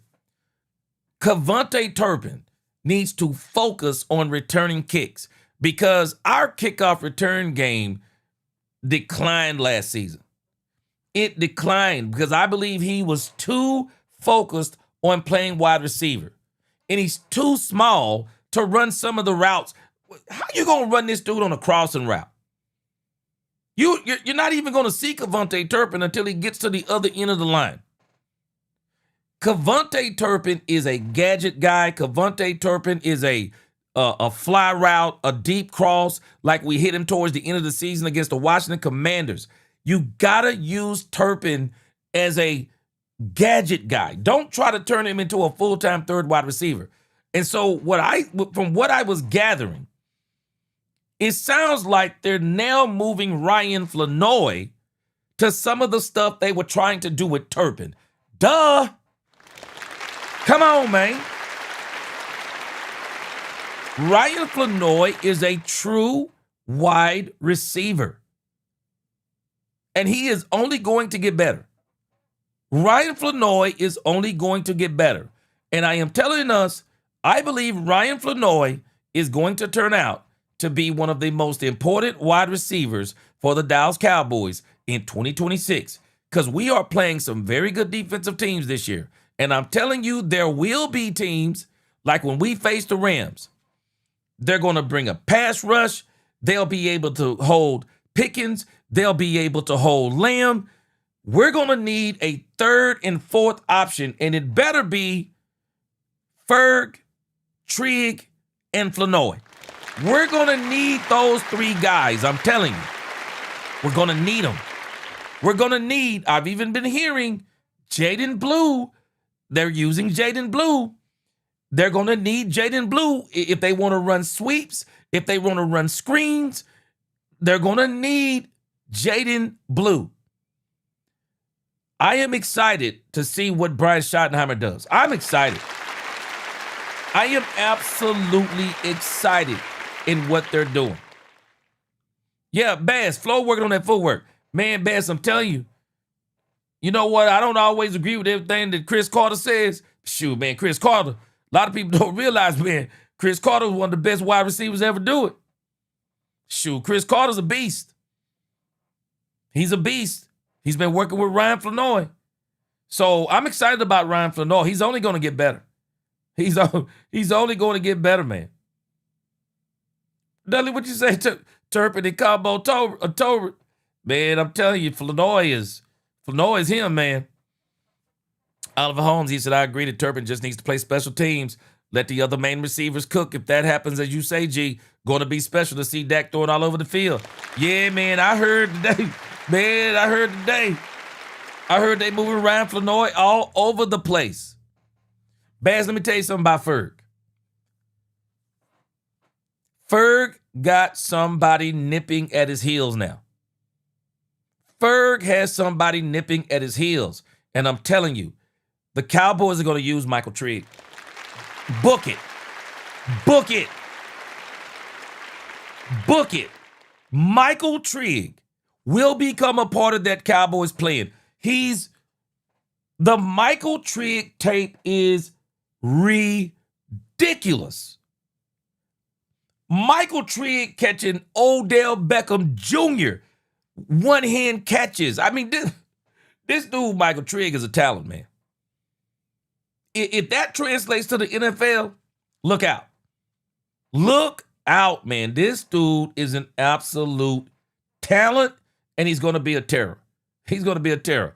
Gregory Hicks, I think that's one of Turpin's biggest issues, too. 150 pounds soaking wet. Now, you got to be tough to play in this league at that weight. But the Cowboys, they got to keep using him as a gadget guy.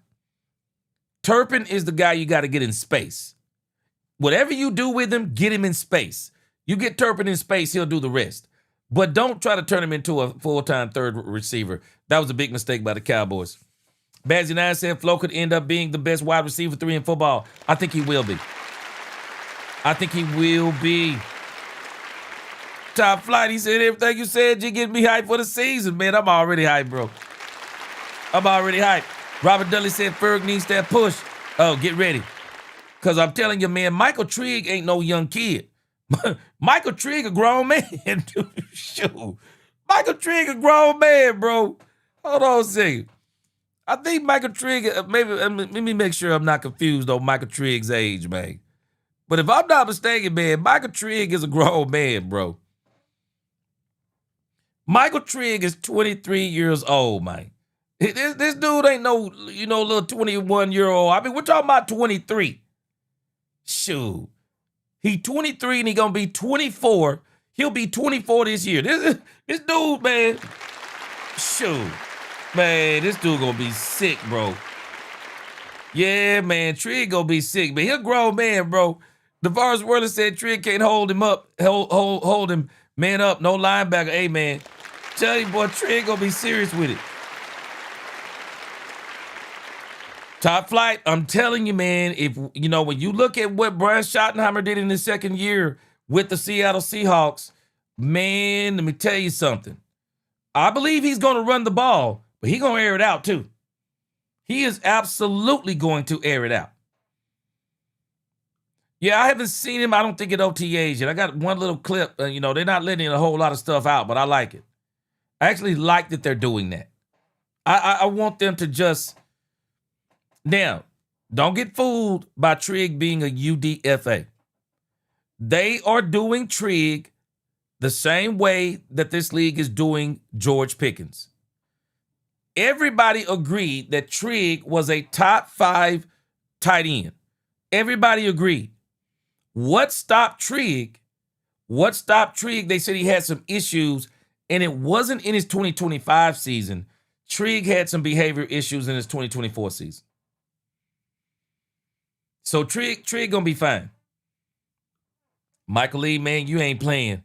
Boy, Dak never had this kind of skill set. Receivers, tight end opposite. Boy, boy, you ain't lying. They're getting him there.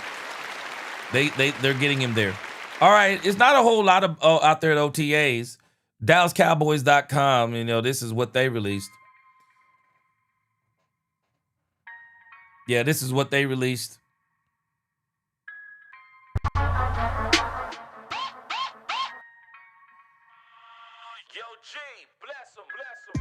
Yep. This is what they're showing. But from what I'm hearing, everything's going good.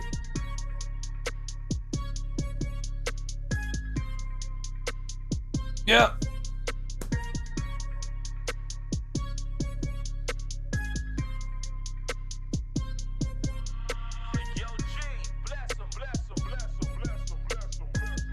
Yeah, I wish I had more. They don't have a lot yet. This is kind of what they're showing, just little clips like that. Caleb Downs, number 13.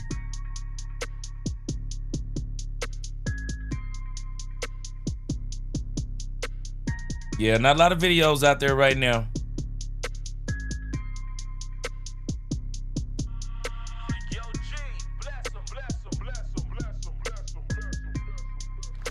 Yeah. Looking good, man. Telling you. I'm excited about these Cowboys. I'm very excited. Very, very excited. All right, let's do we got another segment here. Clarence Hill posted something that is very interesting. Clarence Hill posted something that's very interesting. Let me remind us. Let me see if I can pull it up.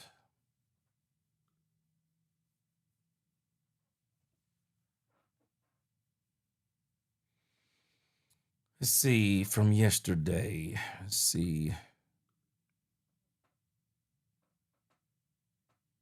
We had Jane Slater come in at the last minute. Let me pull this up real quick. Voluntary because. Okay, now, I'm going to be honest with you guys. So I'm listening to Jane Slater.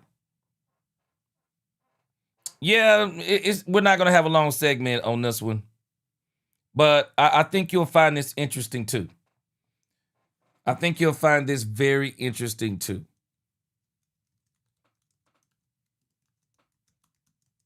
I'm very interested to see everybody's feedback on this. So, and we're going to come back to this clip in a moment. Let's listen to the first part. She's talking about George Pickens. Y'all remember this? As we want Jane Slater of the NFL Network with us on SportsCenter all of the time covering the Cowboys. Jane, great seeing you. What is the latest with George Pickens of who Coach was talking about there? George Pickens signed that franchise tag back on April 29th, Matt, but he has not been in the building this offseason, and he's not here today. You heard Brian Schottenheimer say right there, he talked to him on yesterday. He's in good spirits, and he's handling his business.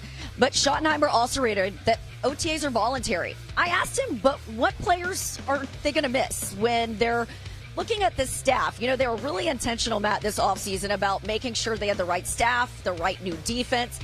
He told me it's less about learning the playbook and more about building connections. There are only 2 installs before training camp. You get one during OTAs, another at minicamp. So he's confident that Pickens can pick this up quickly. But he said the big thing here, and he says this isn't just talking about George Pickens.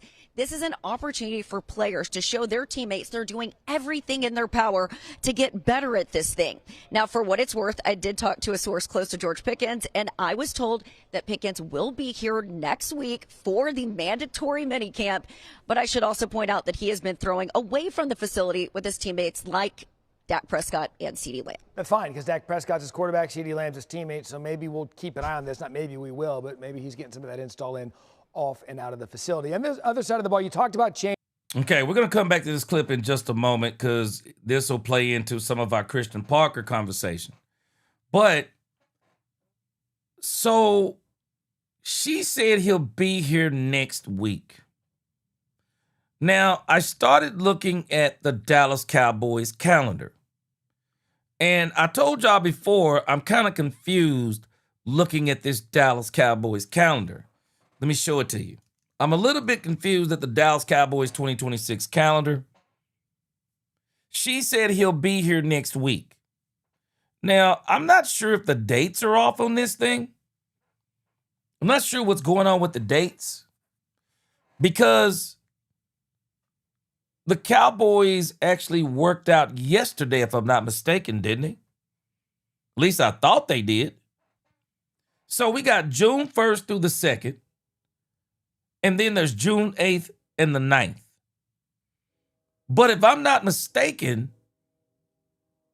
those aren't mandatory. These are. And I'm confused on the dates because it seemed like they worked out yesterday. And yesterday was the 4th. I don't see that day on here. And I don't see an updated calendar. If somebody knows something other than this, please let me know. She said he'll be here next week. So if you look at the calendar, the only mandatory day on here is, if I'm not mistaken, is June the 11th. Does anybody know anything different? Because I noticed that it says June 11th, mandatory OTAs. Mandatory OTAs. So that would be next week. Now, what got my spider senses tingling is that Clarence Hill posted this. Let me show you what Clarence Hill posted. And this is where I kind of got confused. Do y'all remember that Brian Schottenheimer said that George Pickens had a football camp? Do y'all remember that? Well, something is standing out here if y'all aren't noticing. It says the football camp is June the 11th in McAllen, July 9th in Austin, and July the 10th in Frisco. June the 11th in McAllen. Well, let's look back over at this calendar again.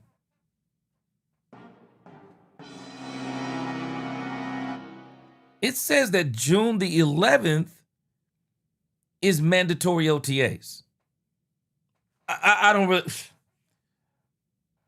don't know if this calendar is even correct. It's the one on DallasCowboys.com. June the 11th says mandatory OTAs. Now, they got mandatory here, but I would assume that these are obviously all voluntary, or at least, as far as I knew, the June 1st and 2nd was voluntary. June 8th and 9th, I'm assuming, is voluntary. So is June the 11th mandatory? Or which one of these dates is mandatory? This is kind of where I'm lost. James Slater said he'll be here next week. So what? I'm confused. I don't know. But some part of this in June, other than the 16th, is supposed to be mandatory. Because somewhere there are mandatory OTAs. She said he'll be here next week. I'm not sure.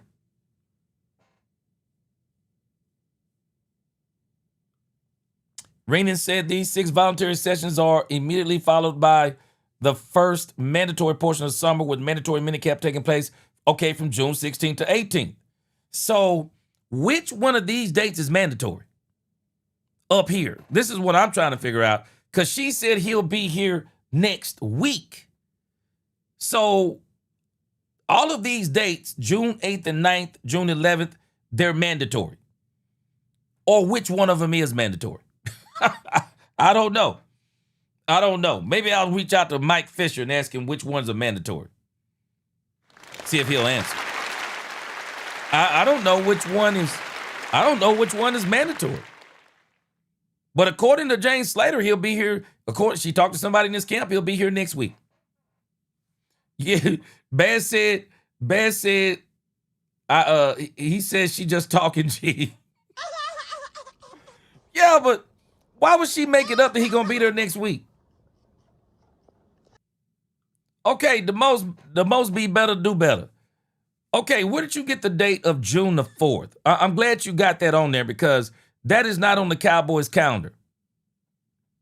Okay, so the most. She said he'll be here next week because when she said he'll be here next week, as I'm looking at my calendar, I said, wait a minute, hold on a second. Why would he be here next week? Because the 16th isn't until the week after. But is June 8th and the 9th mandatory? Is June the 11th mandatory? That's kind of where I'm confused. Because she said he'll be here next week. 72 Chevelle, that's what I was thinking. But she said he'll be here next week. She said she talked to his people. Yeah, Weisington. She said his people said he'll be there next week.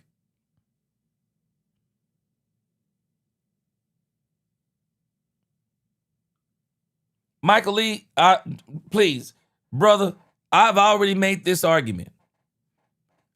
I don't understand why you're throwing outside of the facility, but you won't come to the facility. You can get hurt either way. You and me both thinking the same thing. Man, you and I thinking the same thing, man. I'm like, I don't get that part either. But nevertheless, I don't understand it. Yeah, I know the 16th is mandatory, Davion Wallace, but if you look at the calendar, it says mandatory OTAs, as in next week, there has to be something from next week that's mandatory. There has to be something for next week that's mandatory because there's no way that he's showing up for anything voluntary. There has to be something for next week that is voluntary.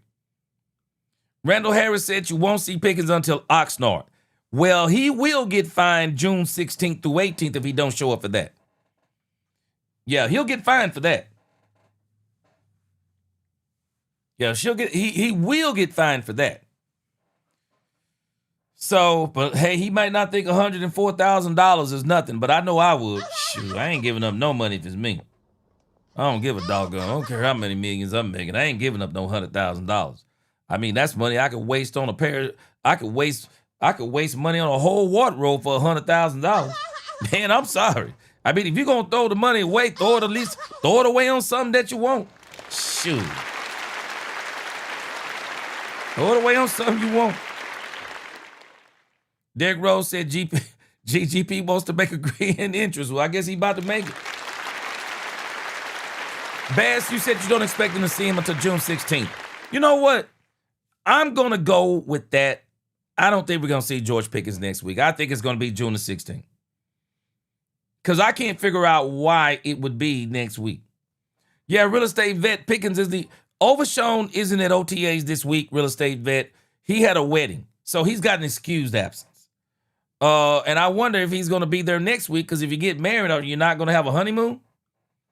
So we'll see. We'll see how that go.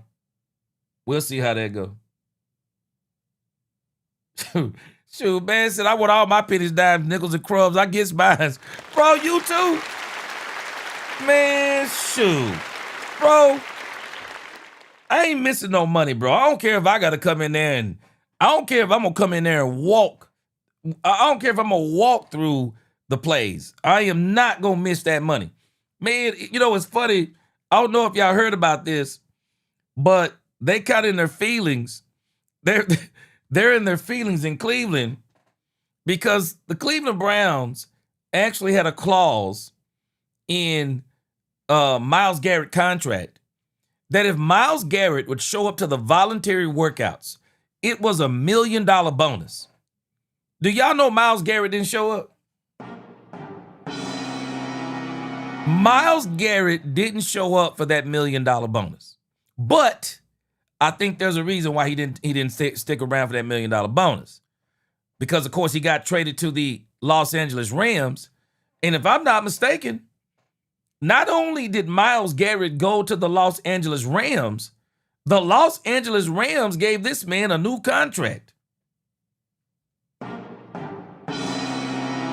Sure did. Gave Myles Garrett a new contract. And if I'm not mistaken, he's making more money. He's making more money. They just figured out a way for, to make it still affect them in the same way to where it just basically didn't totally rip up the salary cap.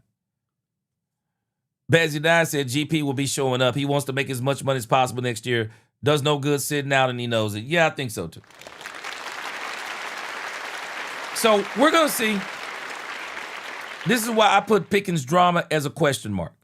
It's a question mark. I'm not sure it'll actually be drama. But I'm going to tell you something about George Pickens, and I'm going to continue to give George Pickens his credit.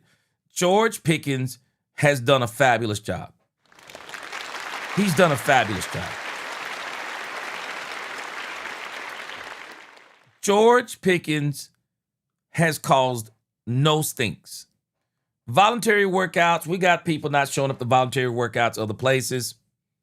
Even though I do believe if you listen to Brian Schottenheimer, he actually was saying, though, he would rather George Pickens be at the voluntary workouts because he was saying what it says to the team. I agree.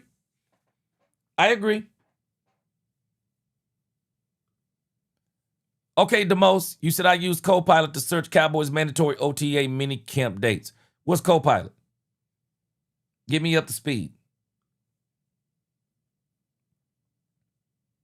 Boy, Michael Lee, you ain't lying. Green Bay giving away NFL stimulus checks. Checks away.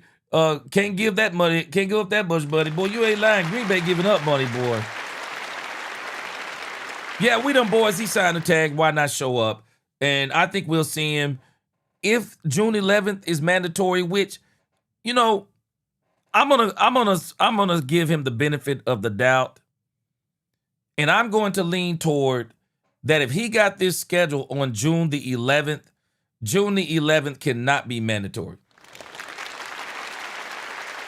It can't be mandatory. It cannot be mandatory. Now, I'll be honest with you. Now, this would kind of rub me the wrong way. I mean, this would actually rub me the wrong way. I mean, I love the kids, as Martin used to say. I love the kids. But to schedule a kids football camp on the same day that you could be at OTAs, I'm struggling with that. I understand maybe the statement that he's making, but I am definitely struggling with that.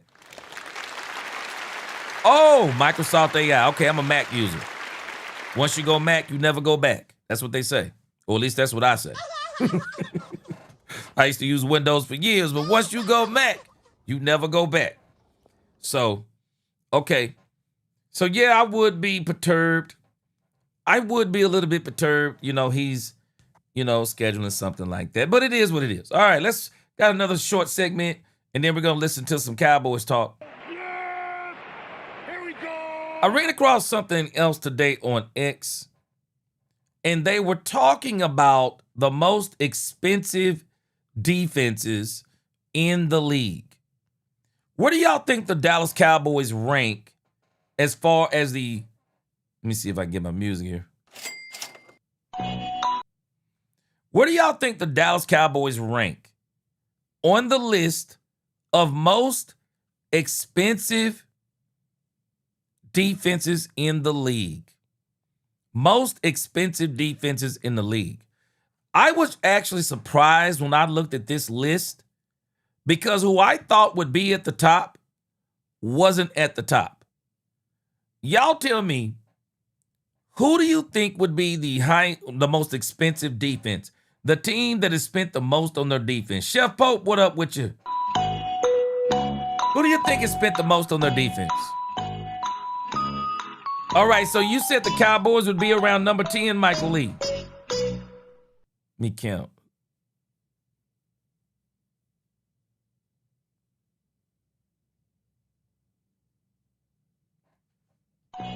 What number do y'all think the Cowboys will be? What do you think they'd rank? Rini Zanguini said 23rd.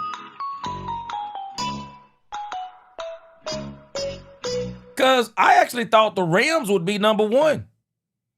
And they're not number 1. I was shocked that the Rams were not number 1. And I'm wondering if this is right, but they're not number 1. Says most expensive defenses in 2026. The Dallas Cowboys rank, at least according to this list, and I'm not sure if it's accurate, the Dallas Cowboys rank number 18. They rank number 18.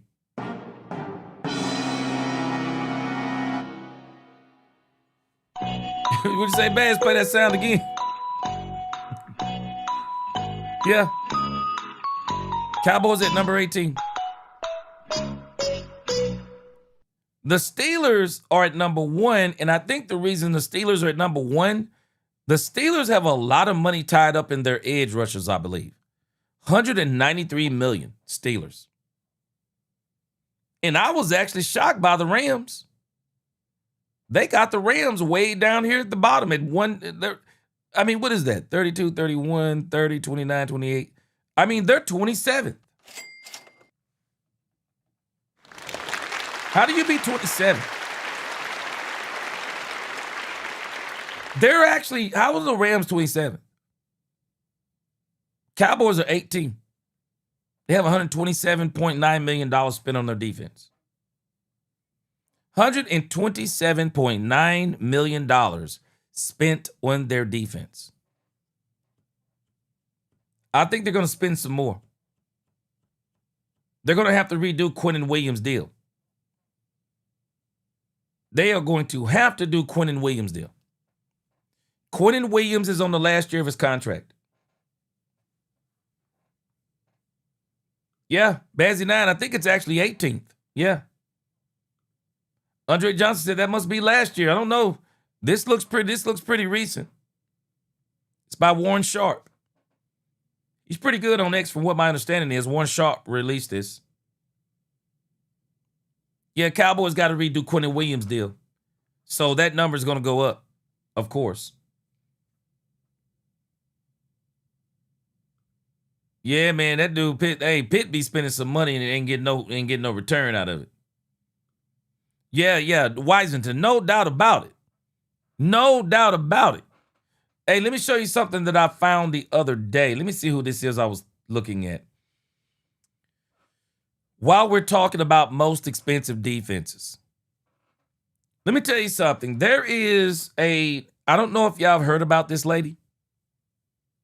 She's an agent in the NFL.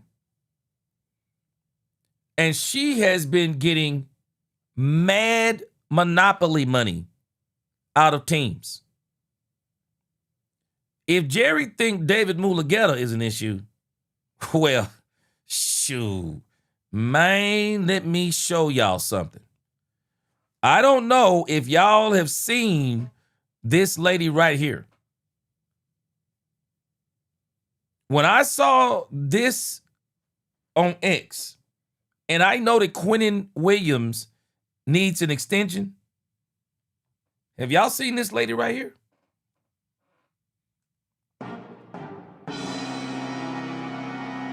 Her name is Nicole Lynn. Look at who her clients are. Look at who her clients are. Look at the money. Jalen Hurts, 5 years, $255 million. Will Anderson Jr., 3 years, $150 million. Myles Garrett, might as well change that because Myles Garrett got another deal. And then Quinnen Williams at 96, 4 years, $96 million. This is who we're going to be dealing with Quinnen Williams.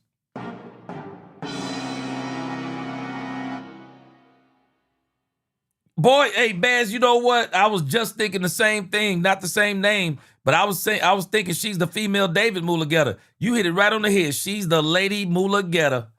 Boy.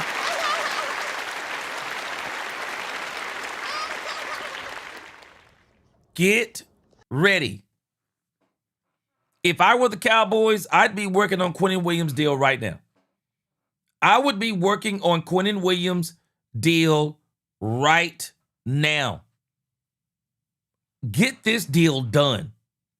This, to me, Quinnen Williams is not a deal you want to wait on.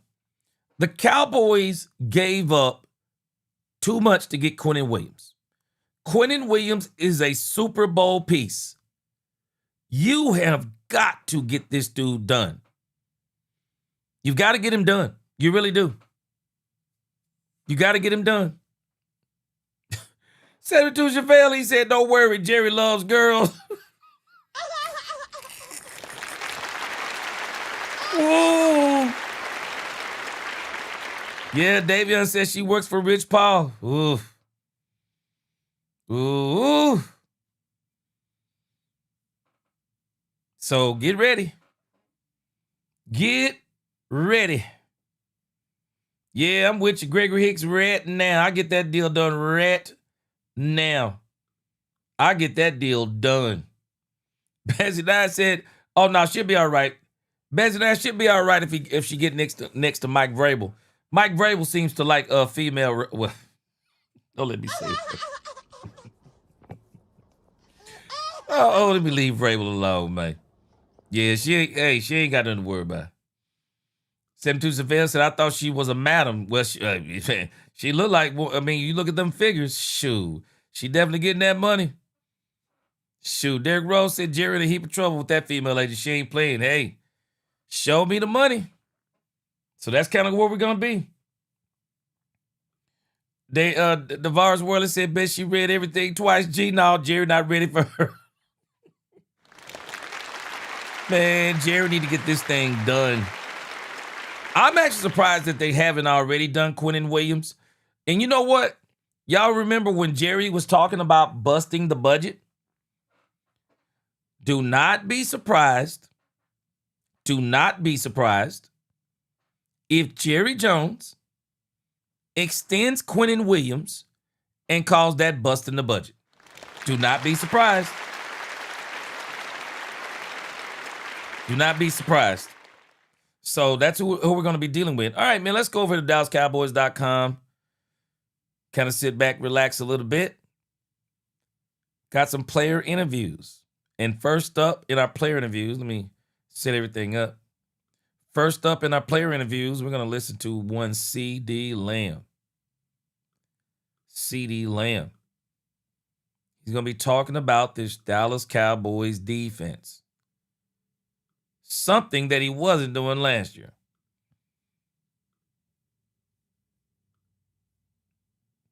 Dominique said y'all kept crying about David this whole time. You know Jerry gonna wait to pay Williams like he does everyone else. Dominique, I hope not.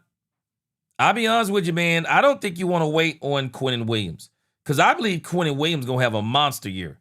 Man, you mess around and wait on Quinnen Williams. You're gonna bust a bank on this dude. You're gonna bust a bank. I would do it before the season. Bass said, I can see it, G. I said Jerry would say he busted the budget if he extended Pickens. It's the Jerry way. I think he'll do it if he do either one of them. If he do Pickens or if he does Williams. I believe he's gonna say, I busted the budget. Bernard Field said Jerry pulled in with the yacht, G. Shoot. Watch what I tell you. Oh, you said Jerry pulled a women with the yacht. Boy, Jerry got a spaceship, bro. That yacht Jerry got, that is a lady. That is a lady puller right there. Somebody need to tell Jerry, man, that thing for a single man, bro. Boy, that boat, that yacht for a single man, bro. Shoot. That is a lady killer. Boy, you ain't lying, Robert Dudley. Shoot, Jerry better get his daughter to deal with this lady. Boy, you ain't lying. Better get his daughter to deal with her. All right. Let's have a little fun. Listen to CeeDee Lamb. CeeDee Lamb with the pretty hair. Boy, CeeDee Lamb got some crazy dreadlocks, bro. Check out CeeDee Lamb up in here with his hair all to one side. Check him out, like. Check out CeeDee Lamb, y'all. Shoot. Shoot. CeeDee Lamb said, mirror, mirror on the wall. Who's the best looking wide receiver of them all? This dude here, bro. Man, this dude look too good to play football that good, man. Man, this dude look too good to play football that good, man. What up, Tommy? What up, Tommy Solo? What up, Tommy Solo? Shoot, Jerry ain't paying no child support, bro. He got them lawyers, man. Now, he did pay for the one young lady. But I still don't understand how do you sue somebody who actually gave you the money, but it's besides the point. All right, let's check out CeeDee Lamb. Knows what you're going through day in and day out. I wonder what James Slater. I wonder what James Slater. And I saw the extended video of this. I wonder What's it like? what James Slater is thinking while this man, he let his hair down. You can tell it. You can tell the way he looking. He know he look good. And then he over there with the shirt off. I wonder what James Slater thinking. Boy, I wonder what James Slater thinking, boy. CeeDee Lamb know it, boy, he know he ain't right, bro. He know he ain't right doing James Slater like this. Like having a friend like that on the team that uniquely knows what you're going through day in and day out. I mean, it's like a brother. I feel like I talk to him just about every single day. As we all know, our relationship on and off the field is still the same, and it's unbelievable. I'm happy for him again. I tell him that every day. But as far as Jesus, but as far as getting him back out here, can't wait to have him next week. Last question for you. This defense, we've been talking a lot about disguised defense. Man,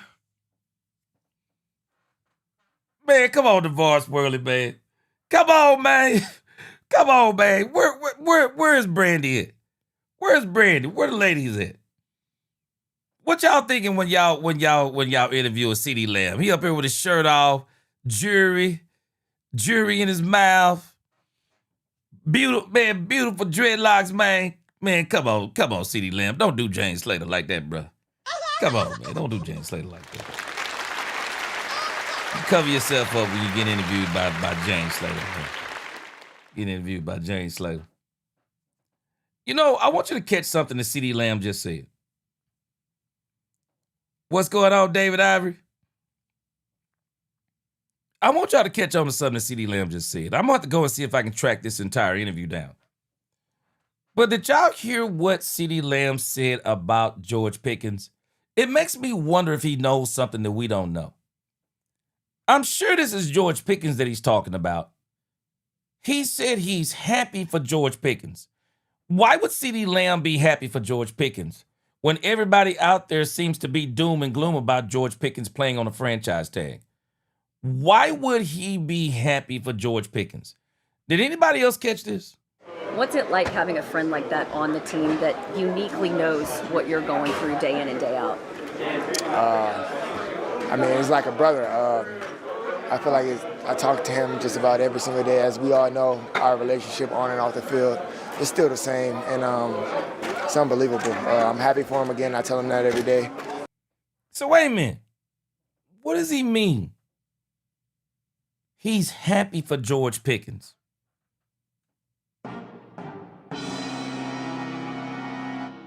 Is anybody else catching this vibe? He said he's happy. I'm sure he's talking about George Pickens. He said, I'm happy for George Pickens. What does that mean? Sounds like to me he know George is about to get that bag, man. That's what it sounds like to me. Okay, so he gonna give us some more DeVar Swirly. Sound like he's saying he gonna get that bag. Okay, let's check out the bag. As far as Jesus, but as far as getting him back out here, can't wait to have him next week. Last question for you. This defense, we've been talking a lot about disguised defenses. I know that it's been an area that has sort of pressed this offense at times.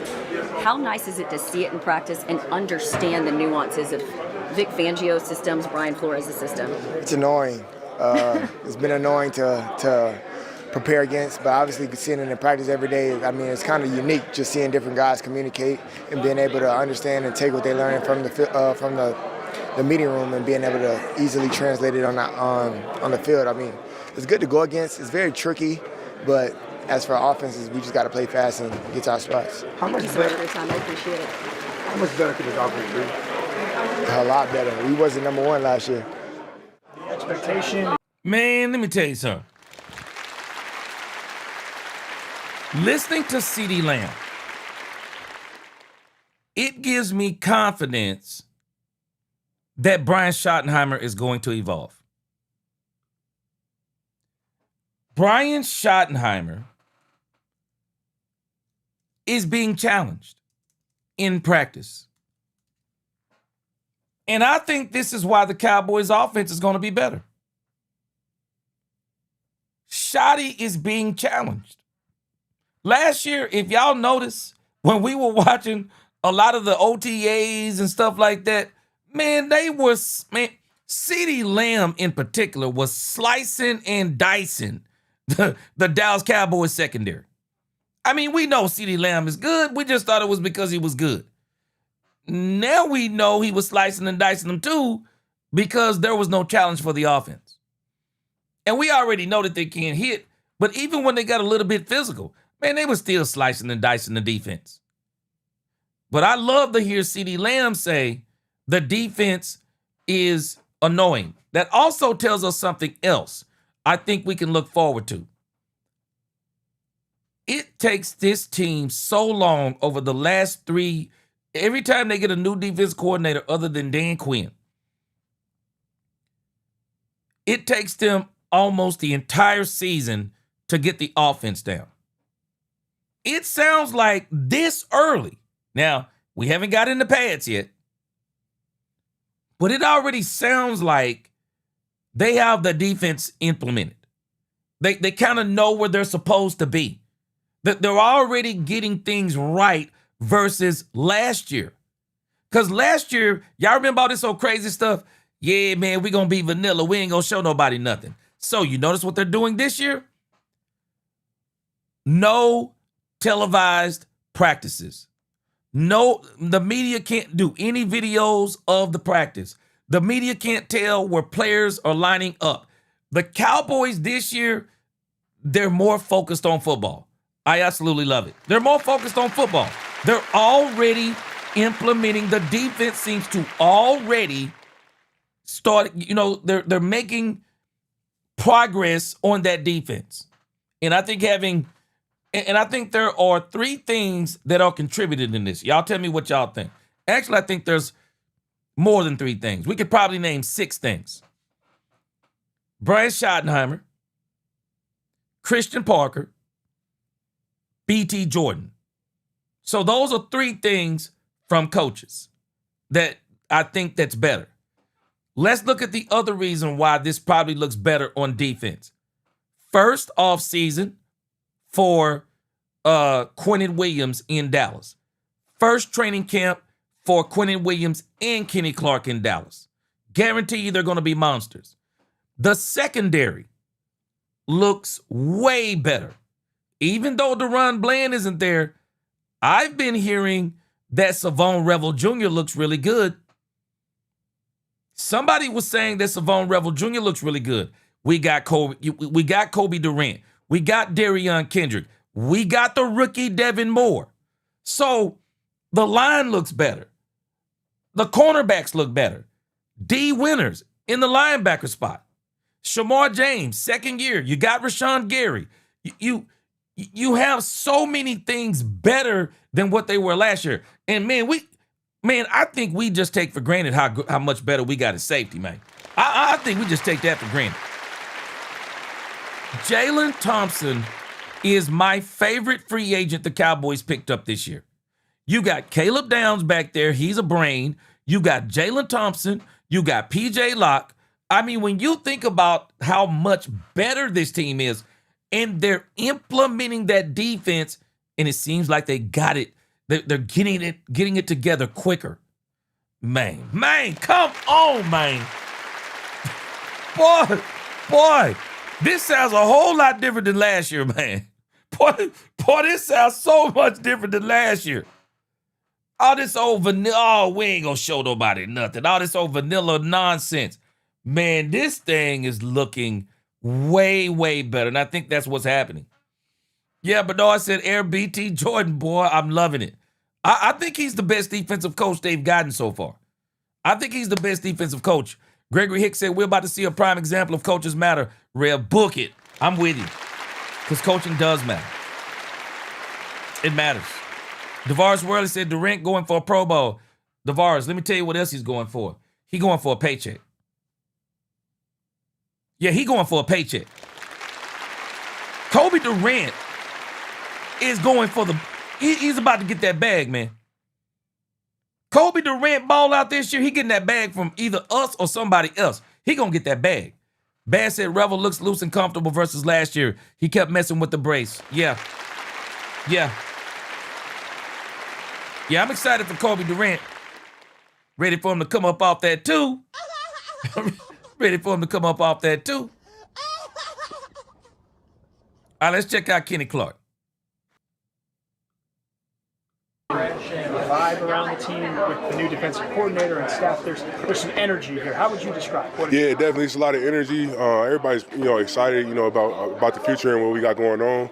We got to just keep focusing on each day and being intentional about each day and getting better. What do you like about CP and what he's brought in the defense? What do you like about this new scheme? Just attention to detail. I think this defense is it's going to be huge on the details and huge on just pre-snap and all that kind of stuff. So all that stuff is going to be really good for us. We got a lot of smart players. All three levels of the defense, and I think, that'd be great for us. How do you fit, and what are you, the nose? Which one? I'm primarily a nose, but I'll be playing everything. For real. Like I do most of my career, 3, big end. It's nothing that I haven't played. Is there a bad taste in y'all's mouth on defense because of how last year went, and how much is that motivating on top of getting a new coach? Yeah, anytime. We was 32nd in the league. We want to get that taste out of our mouth. It's a new year. We excited about this year, and we got to just keep growing and keep being intentional every day. When you got here last year, it was just straight into the season. How beneficial is it to go through an off-season program with this team? Yeah, it's huge. This is my first one, and that's what I said at the end of the last year. I just can't wait to get with the guys and just establish that culture and show the guys how I work every day. We got a lot of great guys that we brought in. That's all about the right stuff, and just showing we work in the right way and we intentional about every day. And I think that's trickling down to everybody. Yeah. Yeah, I like what they doing.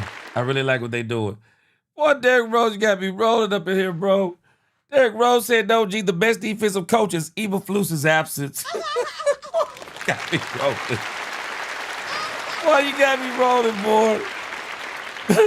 Yeah, Kenny Clark, I love it, man. I love it. Absolutely love it. Justin Harris, he said Clark and Gary going to be good this year. Yeah, man, I think this whole defense is going to be good. Tommy Solo, like the words, get that bag. He going to get that bag, bro. He playing for that bag. He playing for his career. I'm excited for Kobe Durant. Curtis Temple said, Cowboys fan, pump the brakes. We on that Kool-Aid again. I tell you, the late Bobby Bowden would say we have to play the game. Hey, we're not just excited about what we think gonna happen, Curtis. We can be excited about what we seeing happen because this is way better than last year. This is way better than last year, so we don't have to pump the brakes on that part. Man, we are leaps and bounds better. The talent is better. It seems like the system is getting implemented because last year, I don't think that system got implemented. Nate Newton even made the point. Nate Newton said the mistake that the Cowboys made with all that vanilla talk is that Matt Eberflus started trying to implement a system in the first game of the season. Nate Newton said, and I quote, that was dumb. I agree. It sounds like they've already been working on that system. And guys are already knowing where they're supposed to be. And having a person like Caleb Williams back there with the great mind that he has, D. Winters with his experience, Rashan Gary with his experience, and then you got Kenny and Quinnen. Man, it's looking really good, I think, for the Cowboys. So we're not, it's not like we're excited because we're saying the Cowboys are going to go 17-0 and how people are saying that the Rams have already won the Super Bowl. But no, we're not pumping the brakes on the fact that we look better. We should be excited. We should be excited. Basically, that 9 said I'm excited to see Ricky Devin Moore. I am too. I really think he'll be a true everyday lockdown starter for this team for a long time. Yeah, I wanted to push Brett. I want him to push I want him to push our cornerback. I want him to push DeRon Bland. I really do. I want him to push DeRon Bland to the brink. Baz said Kenny and Gary have camaraderie from Green Bay. So them two with Quinnen a full offseason, that trio, I believe, will wreck the games, even if we're a bad team. I think we're going to be good. Brill said, I told you what she thinking talking to CD. Well, CD know he ought to be ashamed himself, man. Saw James Slater walk up, pulled his, made sure he took his hair down and had his shirt off. Come on, man, don't do that woman like that. Yeah, Eberflus was at training camp last season, but you forgot because it didn't seem like he was there, but he was there. But he was there. There's no doubt. All right, we've already listened to Tyler Guyton. Say, who's next? PJ Locke. PJ Locke will get on that field this year, too. Thank you. Coming to a new place here? I think the hardest thing is just coming to a new locker room, trying to see how things are done, getting into a new routine, all those type of things, and that's about it. I see familiar faces on the coaching staff. Did I say Caleb? I meant to say Quinn. In the locker room as well. And the defense is kind of like a refresher. Vic Fangio's defense is slightly different from Vance Joseph, but it's some of the same stuff, but just technically it's a little bit different. So. Familiarity, I mean, that does help. Yeah, that definitely There are some things that we don't. How can you be a leader and help some of these guys who haven't played in a scheme that's even close to what is going on? I think just being a guy who can answer some of those questions. And like I said, I've been here. I know some of the ins and outs of the defense. I know some of the stresses of the defense, and also I can provide some good ways to handle certain things. So any questions, I'm always here for the young guys, man. I had great vets. When I first got in Vic Fangio's defense, they helped me a lot. That prolonged my career. So I'm trying to be that same source. Mm-hmm. Working with Christian Parker again, just how has that been? And now seeing him doing the whole defense, same Christian Parker. How has he changed since you last saw him? He a little bit more swaggier. Yeah, a little bit more swaggier, man. He come with the new jumpsuits every day and stuff like that. He always had the shoe game, the Jordan shoe game. But as a coach, man, he's the same guy, man. He's very, very observant. Like I said, very detailed, and I know, man. He's just trying to get everything going in the right direction. That's it. So everything's the same, man. And everyone talks about how detailed he is. I'm just kind of curious from your perspective, what does that look like? When people say he's detailed, is it he asks you questions you didn't even expect, kind of thing, or? Yeah, he definitely keeps you on your toes. He wants you to be engaged during meetings, so he might ask you something, might be going over film and just kind of pop a question on you and just making sure you're locked in, that type of thing. But also, as a safety or as any DB, linebacker, anybody on position, you hate gray area, right? You hate gray area. When you can't practice over every scheme or every offensive route concept, sorry. And I think the gray area is him making sure everybody's on the same page, man. The communication is big on that. And so if you got any type of questions, man, he's always there to, make sure he has answers for him. Well, I do think that PJ Locke is letting something out of the bag. That this is similar and very similar to the Vic Fangio defense. And I'm not mad about that. The Vic Fangio defense has proven to win Super Bowls. It's proven that it can win a Super Bowl and get to Super Bowls. So I'm not mad about him saying that it's a lot like Fangio, just technically different. So I'm pretty sure they're kind of adding some little nuances to it to make it into Christian Parker's defense. And I'm sure he's doing some adjustment to make sure it fits his players. But if you tell me that this is a Vic Fangio style of defense, I'm good. I'm good. I'm more than good. I like it. Marcus Marshall, he said Devin can't push Bland too hard because he got those Miami slip and slides on. Boy, I remember them shoes they used to wear too on Miami Vice. Boy, them things was slick, boy. They nice, they slick though. Bass said Mozzie and Barnum are two very different distinctive positions. If you mean his first round pick, I get, okay, you're talking to somebody else. Freddie said, you actually think Jane minded the city dropped his trip?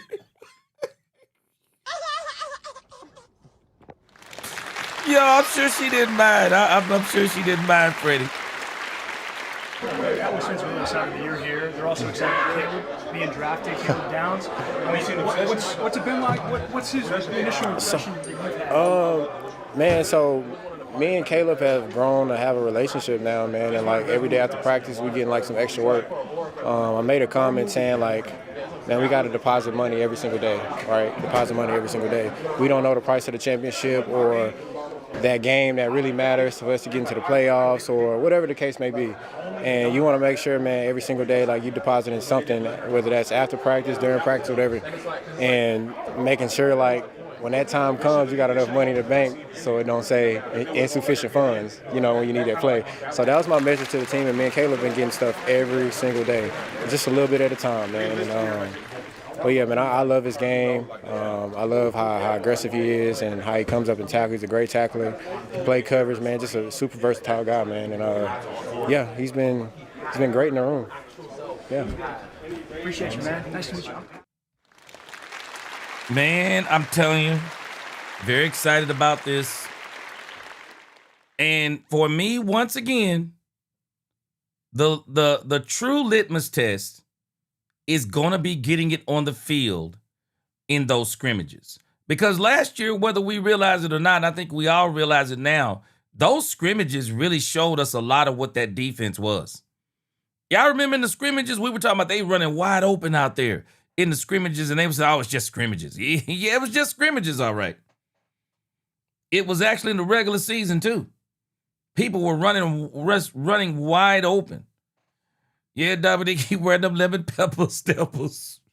There is no doubt. Yeah, man, I'm hoping that Bland gets pushed by Devin Bourne, man. Yeah, Baz, he was, man, hey, man, he was flexing on her, bro. Hey, I'm telling you, man, DeVar's Worley, we've made some great improvements. Some great improvements.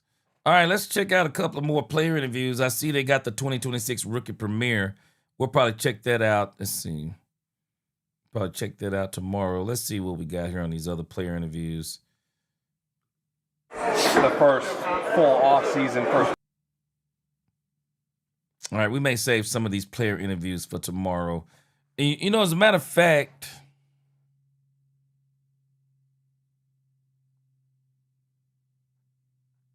yeah, these are actually some really good ones here. Let's roll through a couple of these real quick. These are some very, I hadn't listened to them, but the players that they're interviewing on this side is really, really good. Let's check these out. Really workouts with the team, just what have you kind of been focusing on and trying to just kind of get used to here? Really just personally getting better, personally just learning my craft. We got new defensive staff, new defensive line coach, new pass rush specialist, BT Jordan, and just feeding off them, learning and just crafting my craft right now. And just trying to get as better I can so I can be better than the years before and continue to grow, continue to play well. So, for you and the whole line, what is maybe the biggest difference you would say between last year's scheme? Obviously played two schemes last year and then CP's scheme this year. I just think it's more consistent when it comes down to the level of play. I just think it's beneficial when it comes down to especially the defensive line dominancy. When you kind of think about the 3-4 and the 4-3, you got more defensive linemen on the field, which means more responsibility in that defensive line room. So I definitely enjoy that. I definitely enjoy CP and his mindset, the way he do things, and also the defensive line coach and the way he do things. And I'm just super excited to continue to grow, continue to learn more, and continue to perfect this scheme. So. Marcus Dixon had a short stint here as a player, but Cowboy fans really don't know anything about him as a position coach. What do they need to know about your new position coach? He's great. The last 2 weeks I've been with him, I've learned so much, especially getting back to this 3-4 scheme. I was a 3-4 at Bama and learned a lot from Coach Saban and Pete Jenkins and the defensive line coaches I had there. And to get back to the defensive scheme, he's been unbelievable and come down to helping me grow in it. Learn and do things the way he want me to do things and the way CP want me to do things, and having a guy like Kenneth Clark in that room who who's thrived in the 3-4 is unbelievable also. It's a great staff, a great room, and I'm super excited to be a part of this new journey as a Cowboy and this new defensive scheme, this defensive team. So. I'm sorry you already been asked, but can you tell us what you like about CP and obviously the scheme? You come about the 3-4, but what is the moves they made in the offseason? What excites you about this team being better on defense? All the way around, man. Like you said, like 90% of this whole entire defensive staff is turned over, and the guys we brought in from coaches all the way down to the player is unbelievable, man.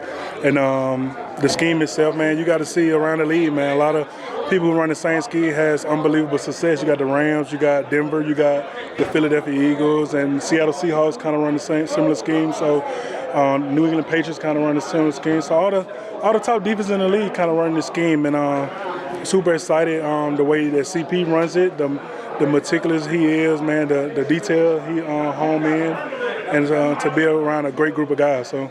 I know it's a different position on defense, but with Caleb coming in, you're a former high draft pick, right? You know the pressure. What can you share with a guy like that so that he's ready to go to start his NFL career off really well, like you did? Yeah, he has all the tools, man. All the things that you want in a guy to come in and make an immediate impact. He's humble, man. He's ready to learn. All the things you see all the guys around the whole entire locker room. The guys they brought in from KC to me to Tito and all the other guys. Man, so this is a defense that we know we was bad last year, and we know we need to get better this year because we have a great offenses, man. And I've been a part of teams that wasn't like that, and it's a blessing to have a great offense when you're on defense. And so everybody on defense know how urgent it is to get better, and having a guy like Caleb who's coming in with the same intensity and urgency for him to be an impact is unbelievable. So, and he played among some great coaches in college and some great guys in college, so he knows how it is to be a champion. So having guys like that in the locker room who knows how to be a champion, knows how it's supposed to look, and the right way is unbelievable too. So. Kenny got here right at the start of last year, in the middle of the season. How much do the two of you benefit from the snaps you get alongside one another in the offseason? Just having him in the room, I benefit tremendously from it, man. Just having a leader like he is, a player that he is, a guy who holds everybody accountable, and a guy who does everything right on the field and off the field. So that's first and foremost. But he's a dominant player, man. He's been a dominant player for years. I've been studying him for years, and just holding each other accountable to be the best we can be. We both still learning, both still growing, and both want to be all pros and defensive player of the year candidates. So keep pushing each other, keep holding each other accountable, and just keep trusting our coaches and the coaching staff to turn this thing around, especially on defense. So. How different is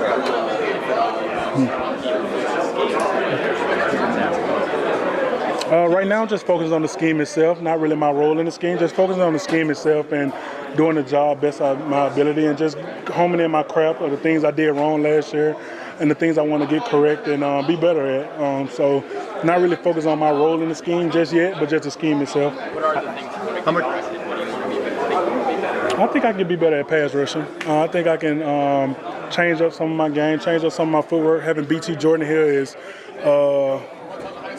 a blessing for sure because he's one of the best in the business at perfecting pass rush, and I know definitely I need that for sure. And it's just to be better at pushing the pocket, pass rush, and getting the quarterback on the ground is a thing I think I can take a better step this year at doing so. You got any personal pass rush goals, sack goals at all? No, I don't have personal goals. I just set a goal every day to work with my defensive line coach, work with the defensive guys in the defensive room, and work with BT every single day, man, to get better and trust the process, and the results will handle itself. So, how much better? How much better happens quickly, right? You got to find a place, new teammates, an off season, and how much more settled do you feel?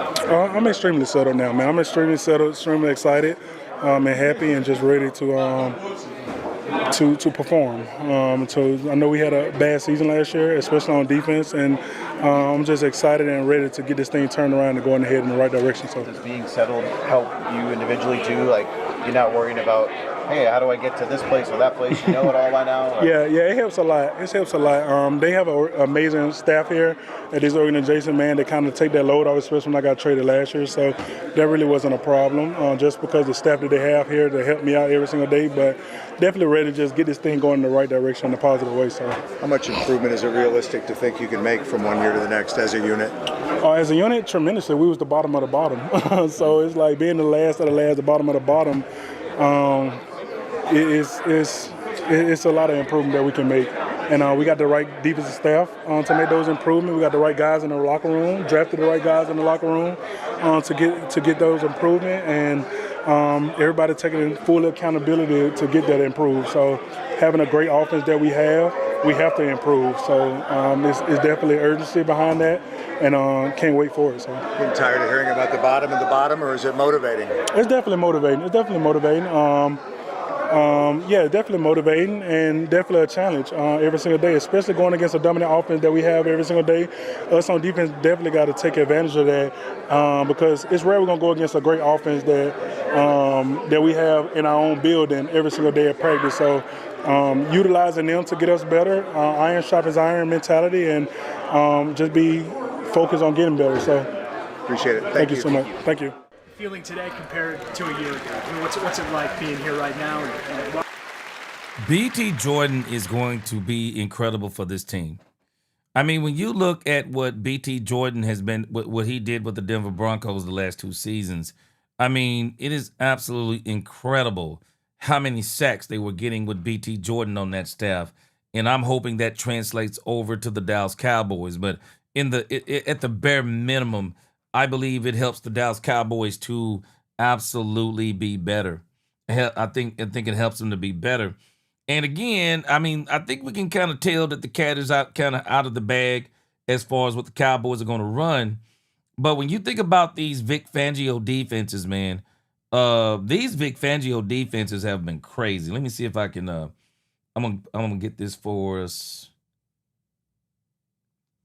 I pulled up the rankings on that. We'll listen to these next couple, and then we'll check it out.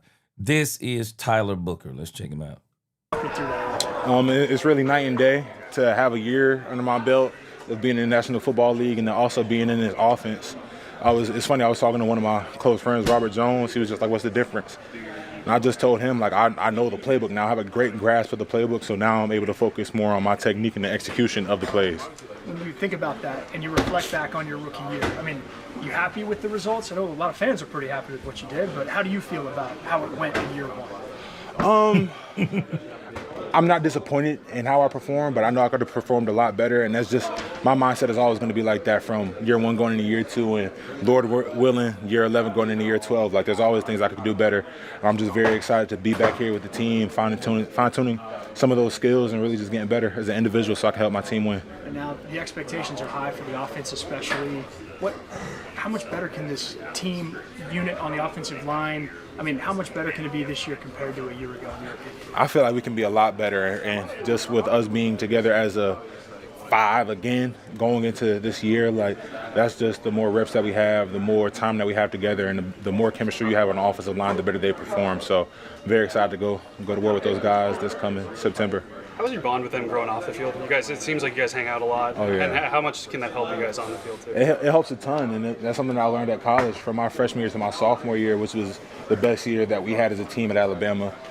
Is due to what we did off the field together. So spending a lot of time, and I'm glad that we're starting to build those similar relationships here in Dallas. The wedding was an example of that. Yeah. Take us to the wedding. What was it like there with that group? The photo went viral. All that. Oh yeah, it was a lot of fun. It was great to be there to support Coop on his big day, and just to even be thought of was huge because, you know, I don't know if you guys know or not, but like with a wedding, he told me it's very hard to get a certain amount of seats and really invite who you want. So for him to think of us as family, that was huge for us to be there. So I'm glad we were able to be there and support him on his special day.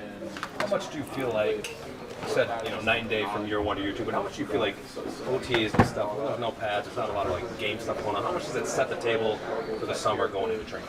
It still sets the table, even though we don't have pads on. That just allows me to focus on some of the other things with my technique as far as my hand placement. That's one big thing that I want to get corrected from last year going into this year. And being that we don't have shoulder pads on, I have to be even that more precise with my hand placement and when and where I shoot my hand. So really just taking advantage of the time that I do have without the pads on to focus on the smaller things.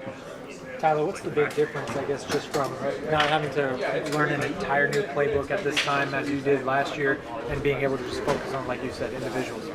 I'm so much more confident, and I'm able to play a lot faster. So rather than me thinking about, okay, like, where is this play going, I'm able to think, okay, now I know where my hands will be. Now I know where the aiming point of this play is. Now I need to know where my head needs to be at. Now I know where my hands need to be at on any given play. So I'm really able to focus even that much more on my technique than I was before. And Brian has spoken really highly of Clayton Adams, and I'm just curious, he has an offensive line background. How much of an impact has he made on your development and what he kind of brings to the table? Coach Adams has played a huge part in my development thus far in the league.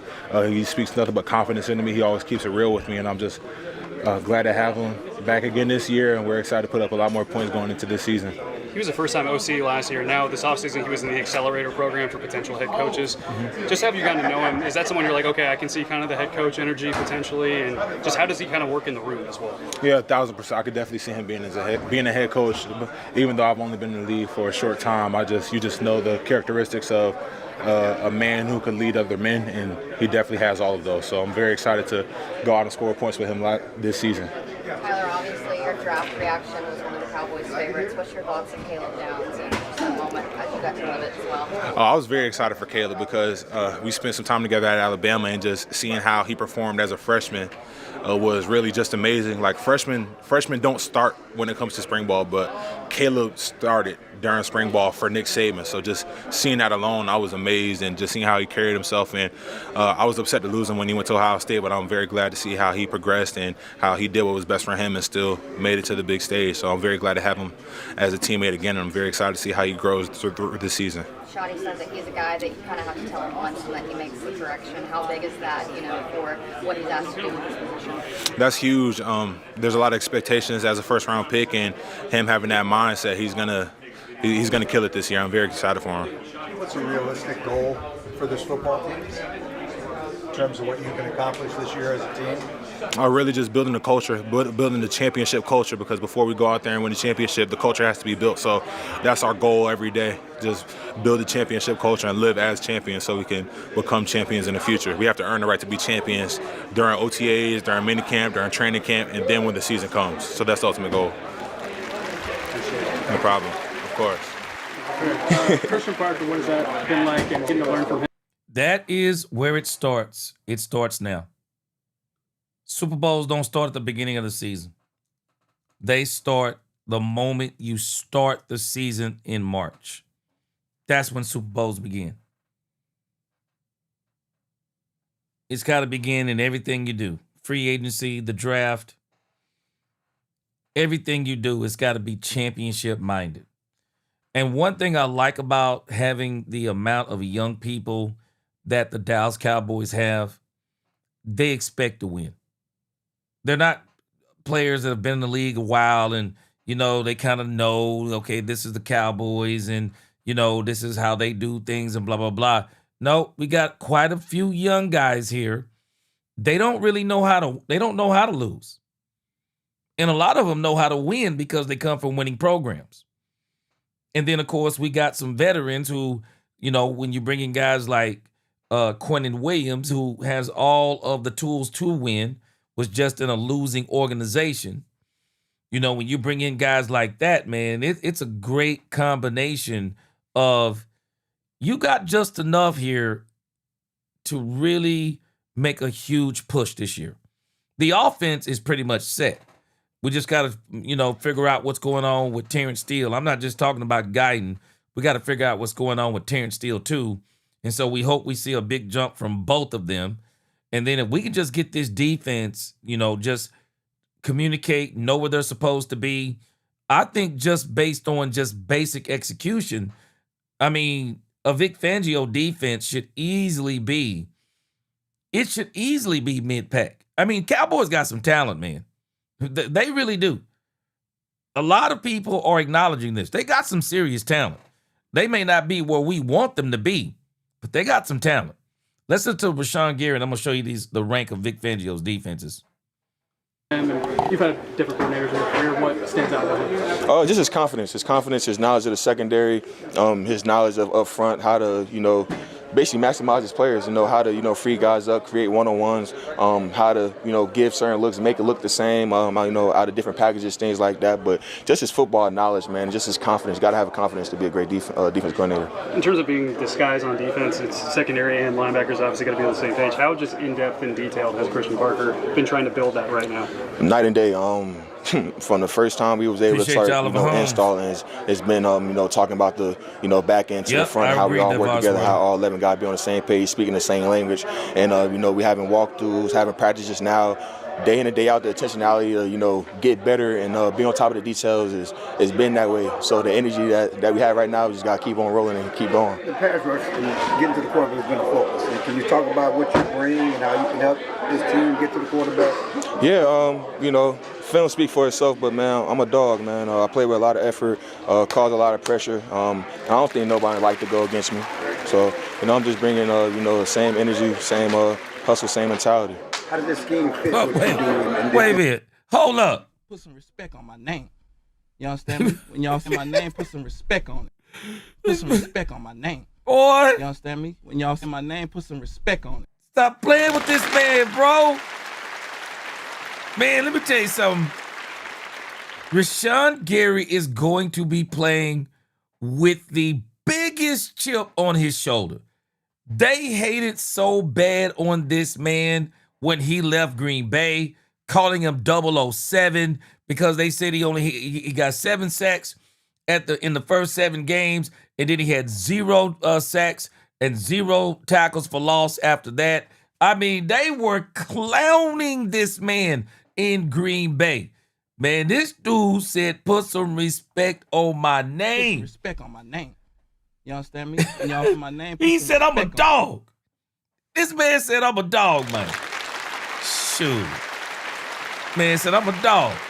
If people don't want to go against me, I love it, bro. This man got a chip on the shoulder. You can tell, man. This man got a chip on the shoulder when they were talking about this man. Respect on this man's name, man. Is something you did in Green Bay that is different? Yeah, getting back to the 3-4 scheme, I played it earlier in my career, something that I'm comfortable in. And, 3-4 scheme, up front, a defensive lineman got to, love it because it, gives you one-on-one. And being in the NFL, all you could ask is, put me on a one-on-one and let me go to work. You were a first-round pick. You understand the expectations of that. Seeing Caleb Downs and Malachi Lawrence specifically, what do you see from those guys? Man, just how they locked in. Day in and day out. Taking notes like they don't even know anything about football. Hungry for everything. I just got, leaving the gym, talking to, I call him Mally. But, just talking to Mally and just how he been getting better, especially through, the first phase of OTAs, man. The first 3 practices from day 1 to, day 3 he had his big practice just in terms of, putting things together, his pass rush, his run, his hands, and just him being consistent, man. He comes in, both the guys come in, with a hat down and willing to work mentality, and that's all you can ask for a young guy. You're the veteran guy on the edge.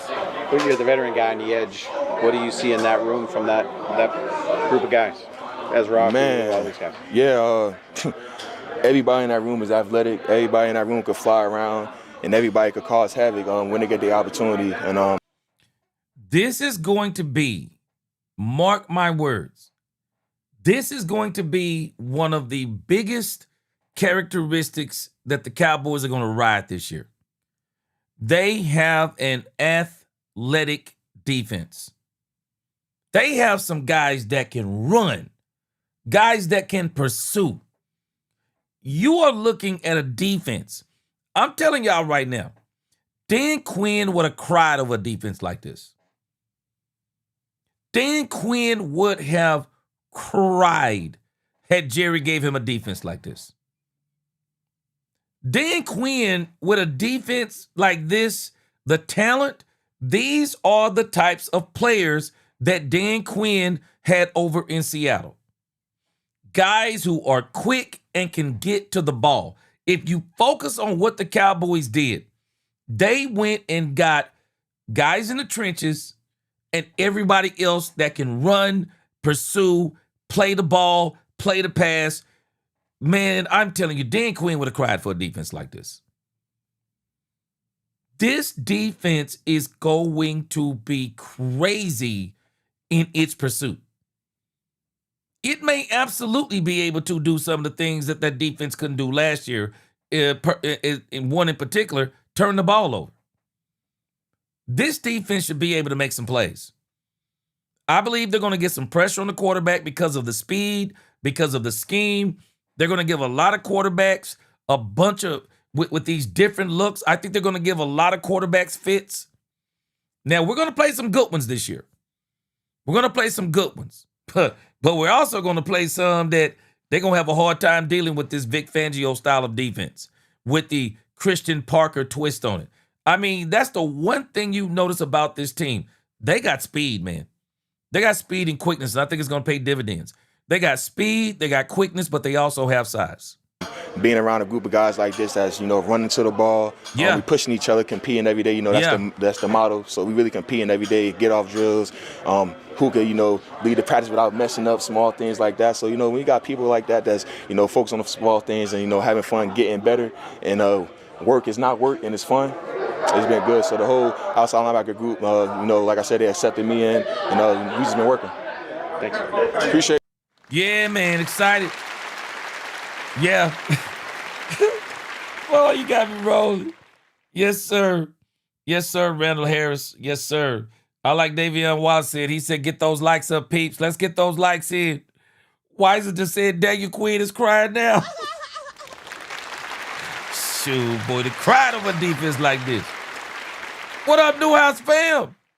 What is going on with you? The Vars World, he said, teams better not let us take the lead, G. They in trouble. Yeah, I agree with you. Dominique Pittman said they need bigger defensive ends, in my opinion, which is why they need to look at Joey Bosa. You would take Bosa over Von Miller? Man, Dominique, boy. Did you see Bosa in Buffalo? Man. I think there's a reason why Buffalo didn't bring Bosa back, man. I think there's a reason why they didn't bring him back. I mean, I wouldn't be mad if they got Bosa. I just thinking, like, why didn't Buffalo bring him back? What up, Tony Neesmo? Thank y'all. Tell me about this scheme with CP brings. What do you like about? All right, we got last up, we got Donovan Ezeraku. And we already know Donovan Ezeraku is not going to be back on they're going to ease him back in. He'll be ready for Oxnard. Will this make a difference? It's going to take you off from 32nd to... Yeah, I think it will. Honestly, I have full confidence in Coach CP. I think he brings a really good spark and energy to the room. His scheme, I would say, it'll have me, I guess, more so on the edge. I was just talking about it earlier. It's not necessarily a big position change. Okay, you said defensive end, outside linebacker, pretty okay. much the same thing. I think, it might be a little bit more dropping every now and again. Definitely not every play, but we'll be, able to rush the passer, get outside. We got, real good D tackles in there too to stop the run, so we'll be stout up front. I mean, we talked so much about getting to. This is the guy right here that must have a big season. He must have a big season. How do you come out of BC 17 and a half sacks? I mean, I don't even think he got 5 last year. Donovan Ezeraku, and I know he's coming off of a hip injury. He played kind of hurt down the stretch. But he got to be big time this year, man. He got to be big time this year. I mean, there were people that had a very high grade on Donovan Ezeraku. Easy got to really do his thing this year. He really does. And I'm looking forward to it. His rehab, I saw some rehab stuff. He's looking pretty good. I believe the Cowboys are doing the right thing, working back in slowly. And so I'm excited to see what he does this year. But man, if he could get 8 sacks this year, oh, that'd be incredible, man. It'd be incredible if this man could get 8 sacks. I mean, because if I'm thinking right off the top of my head right now, barring anybody coming in, y'all tell me what y'all think. But I got a strange feeling that Rashan Gary is going to have the most sacks on this team. I got a feeling Rashan Gary is going to get quite a few sacks on this team. I think he'll get the most sacks. I wouldn't be surprised if James Houston got in the mix and got himself about 7 to 8 sacks. Donovan Ezeraku, it would be great if he could get 7 to 8 sacks. I think Quinnen Williams is going to account for somewhere between 6 to 10 sacks. Kenny Clark should probably count for somewhere between, I would say, 4 to 7 sacks. I mean, they should really have quite a few people on this team this year with sacks. Just from that perspective of the line. And we'll see with Otito. Now, Otito is not really a sack guy. Otito is more of a run stopper. So, I mean, we really need Easy to have at least a 7 to 8 sack season this year. I think if we can get that from him, it'll be great. And I'm still not sold on the Cowboys not bringing anyone else in.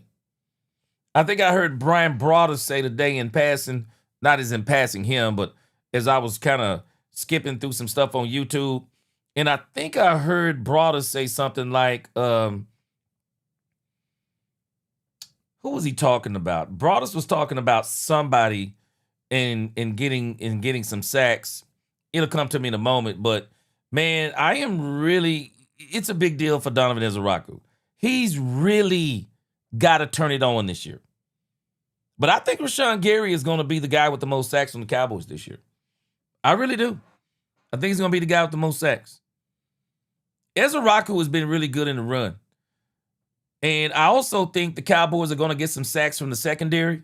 I think they're going to probably be doing some more you'll probably see more corner blitzes. You'll probably see more safety blitzes. So we should see multiple sacks opportunities from so many different angles. Quarterback sacks, edge rusher. I mean, you had 2 last year. I mean, what's the goal? And you know, do y'all have the edge rushers to get this done in the scheme? I believe so, and the goal is always high. We're not going to talk about it just yet, but of course we have our goals in our rooms, and especially in our outside linebacker room. And you know, we brought in a guy like Coach BT Jordan, who he's done it in the past, helping rooms get over that hump.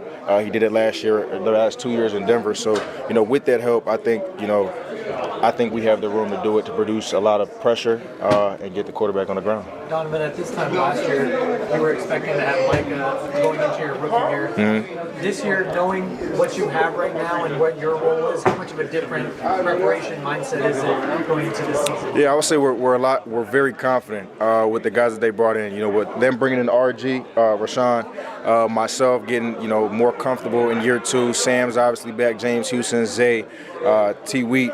And then we got Maris in there too. I think we have a pretty dynamic room and a very athletic room. So the confidence is there, and it's just obviously taking those, everything day by day, getting 1% better. Because like I said before, our goals are very high, and that's something that we feel as though we need to accomplish, in order for this team to be successful. What do you like about Jordan? What do you like about Jordan? What he does for you guys? I think he just breaks the pass rush down to a science in a way, and then he'll show you the film. He'll show you his drills that he teaches, and then he'll show you it working in game, and then so it's kind of like he got the secret formula. So that's about it. Did you know of him before? Yeah, I worked with him last year. What was that like? It was good, but it's different when you're with him every single day. There it is. You get. That is the difference. He is with the Dallas Cowboys every single day. And you watch what I tell you. BT Jordan is the secret weapon. He is going to pay dividends for the Dallas Cowboys. You watch what I tell you. What's going on, Lord Thomas? You get more time to watch film, break it down, and you get a lot more time to, walk through drill work and not just, go for like an hour, 2-hour session during the day, during a break. So it's good. Appreciate it. Thank you. Yeah. Yeah, man, you cannot help but be excited about this Dallas Cowboys defense. You just can't help to be excited. Let me show you a couple of things before we get out of here tonight. Let me show you these rankings for Vic Fangio. These Vic Fangio defenses. I mean, the rankings for Vic Fangio's defenses are insanity, man. They're absolute insanity. He was the defense coordinator for the Philadelphia Eagles 2024 and 2025. Currently still is.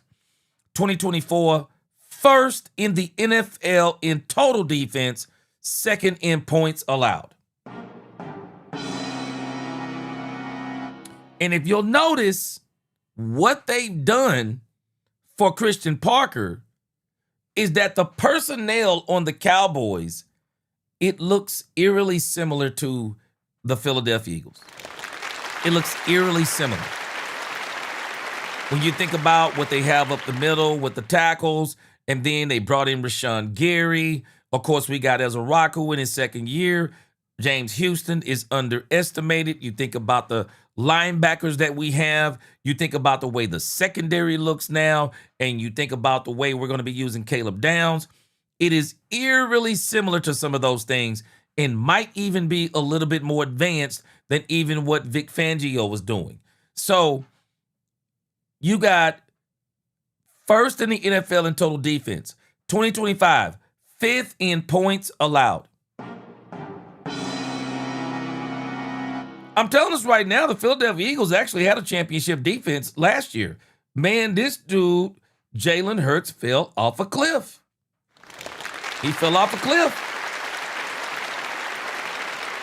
But we got a quarterback over here and some weapons over here that if you can just, if you could get up, if the Cowboys could get to fifth in points allowed, boy, I'm telling you right now, we would waltz into the Super Bowl. There's no doubt about it. Now, I don't want to put too much pressure on Christian Parker. It's going to be his first season. But I do think it's going to look a lot better than it did. Let's look at what he did in Miami. First year in Miami. He was 10th in total defense. First year in Miami. Then when you go to 2019, 10th in scoring defense, 12th in total yards. 2020, 25th in scoring defense, 21st in total yards. 2021, 3rd in scoring defense and 8th in total defense. In scoring defense, 8th in total defense. That Vic Fangio defense is crazy. And of course, we know Christian Parker has been with Fangio. So again, this will be, I believe, some of what Fangio does. But Christian Parker's already said this is our defense. So I believe he's going to put some of his own nuances on there and do some things that maybe he wished that they would have did when he was with Fangio. So we're going to see Christian Parker's version of these things. So you can't help but be excited about this. And then when you look at BT Jordan, this stat with BT Jordan is dumb. This is like dumb. These stats don't even make sense with BT Jordan. This stuff doesn't even make sense. You got to look at these numbers and ask if these numbers, if I told you these numbers, you would think these are John Madden football numbers. This is ridiculous. Look at the last 2 seasons for the Denver Broncos. 63 sacks in 2024. It's ridiculous. And then came right back in 2025 and got 68 sacks. That is incredible. That number is incredible. And I'm going to tell you right now, they were literally a quarterback injury away from going to the Super Bowl. They were going, I believe the Denver Broncos were going to the Super Bowl. Had the quarterback had not come down with some kind of phantom foot break. I mean, I'll never understand that foot break. I'll never understand that foot break. But nevertheless, defensively, man, BT Jordan makes a huge difference. BT Jordan makes a huge, huge difference. And I believe that all of them are saying the same thing. BT Jordan breaks it down to a science. Let me see if I can find something else real quick I want to see.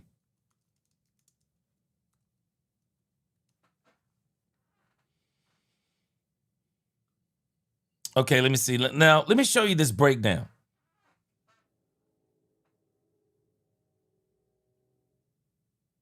Let me show you this breakdown real quick. And just to show you, this is really what the Cowboys need.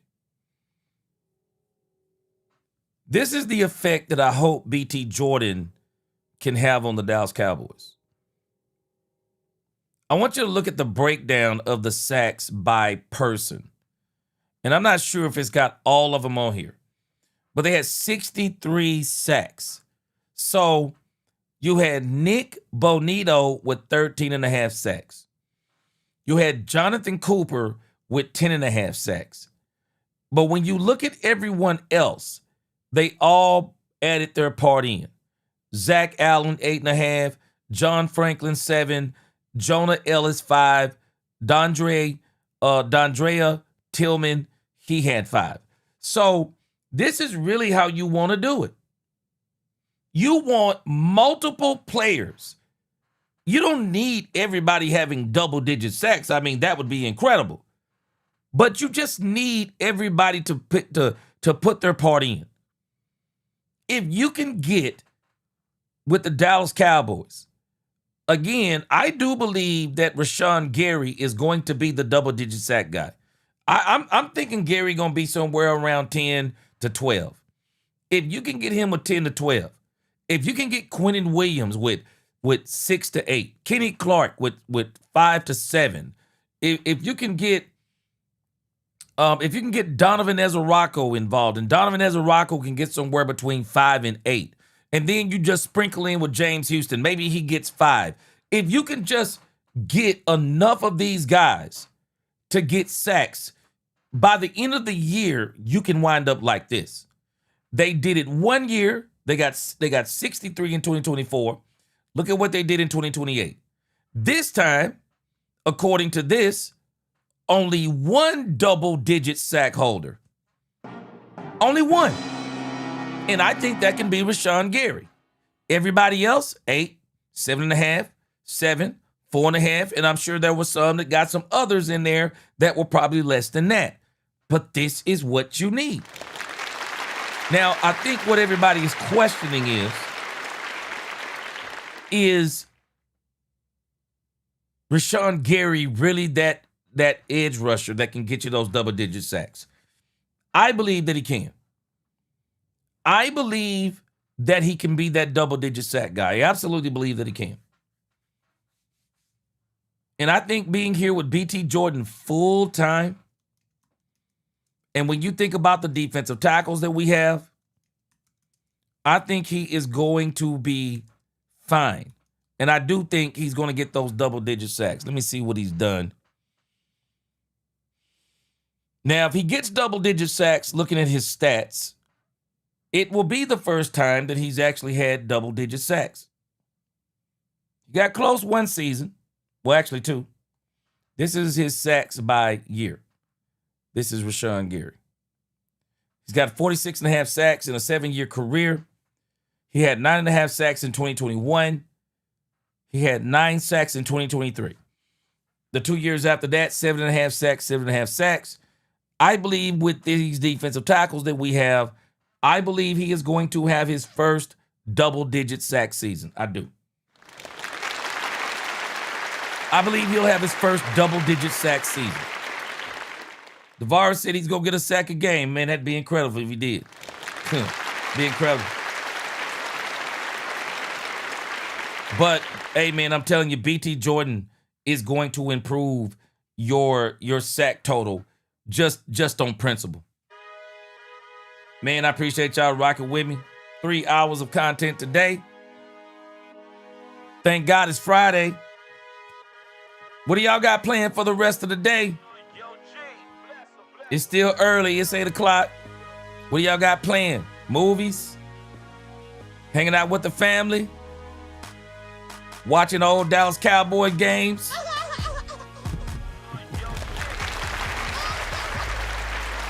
Yeah, DeVar Swirly. A lot of people don't give Rashan Gary credit on that. But I believe had Micah Parsons not got hurt, and not only Micah Parsons, they just started getting hurt in general on that defense. I believe that they stayed healthy, I believe Rashan Gary would have been a double-digit sack getter. Okay, so Barham got the green dot because I heard that D. Winter's been doing the green dot. So they must be doing what they said, Football Fanatic.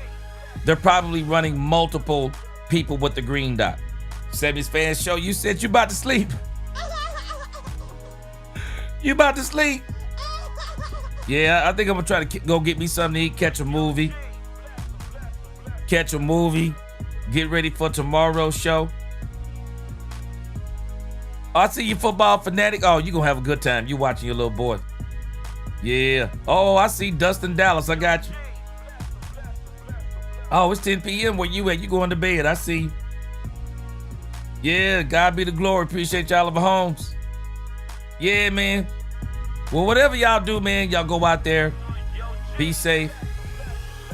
Thank God. And until the next time, DC4L, God bless. Let's talk Cowboys and we talk facts. Peace.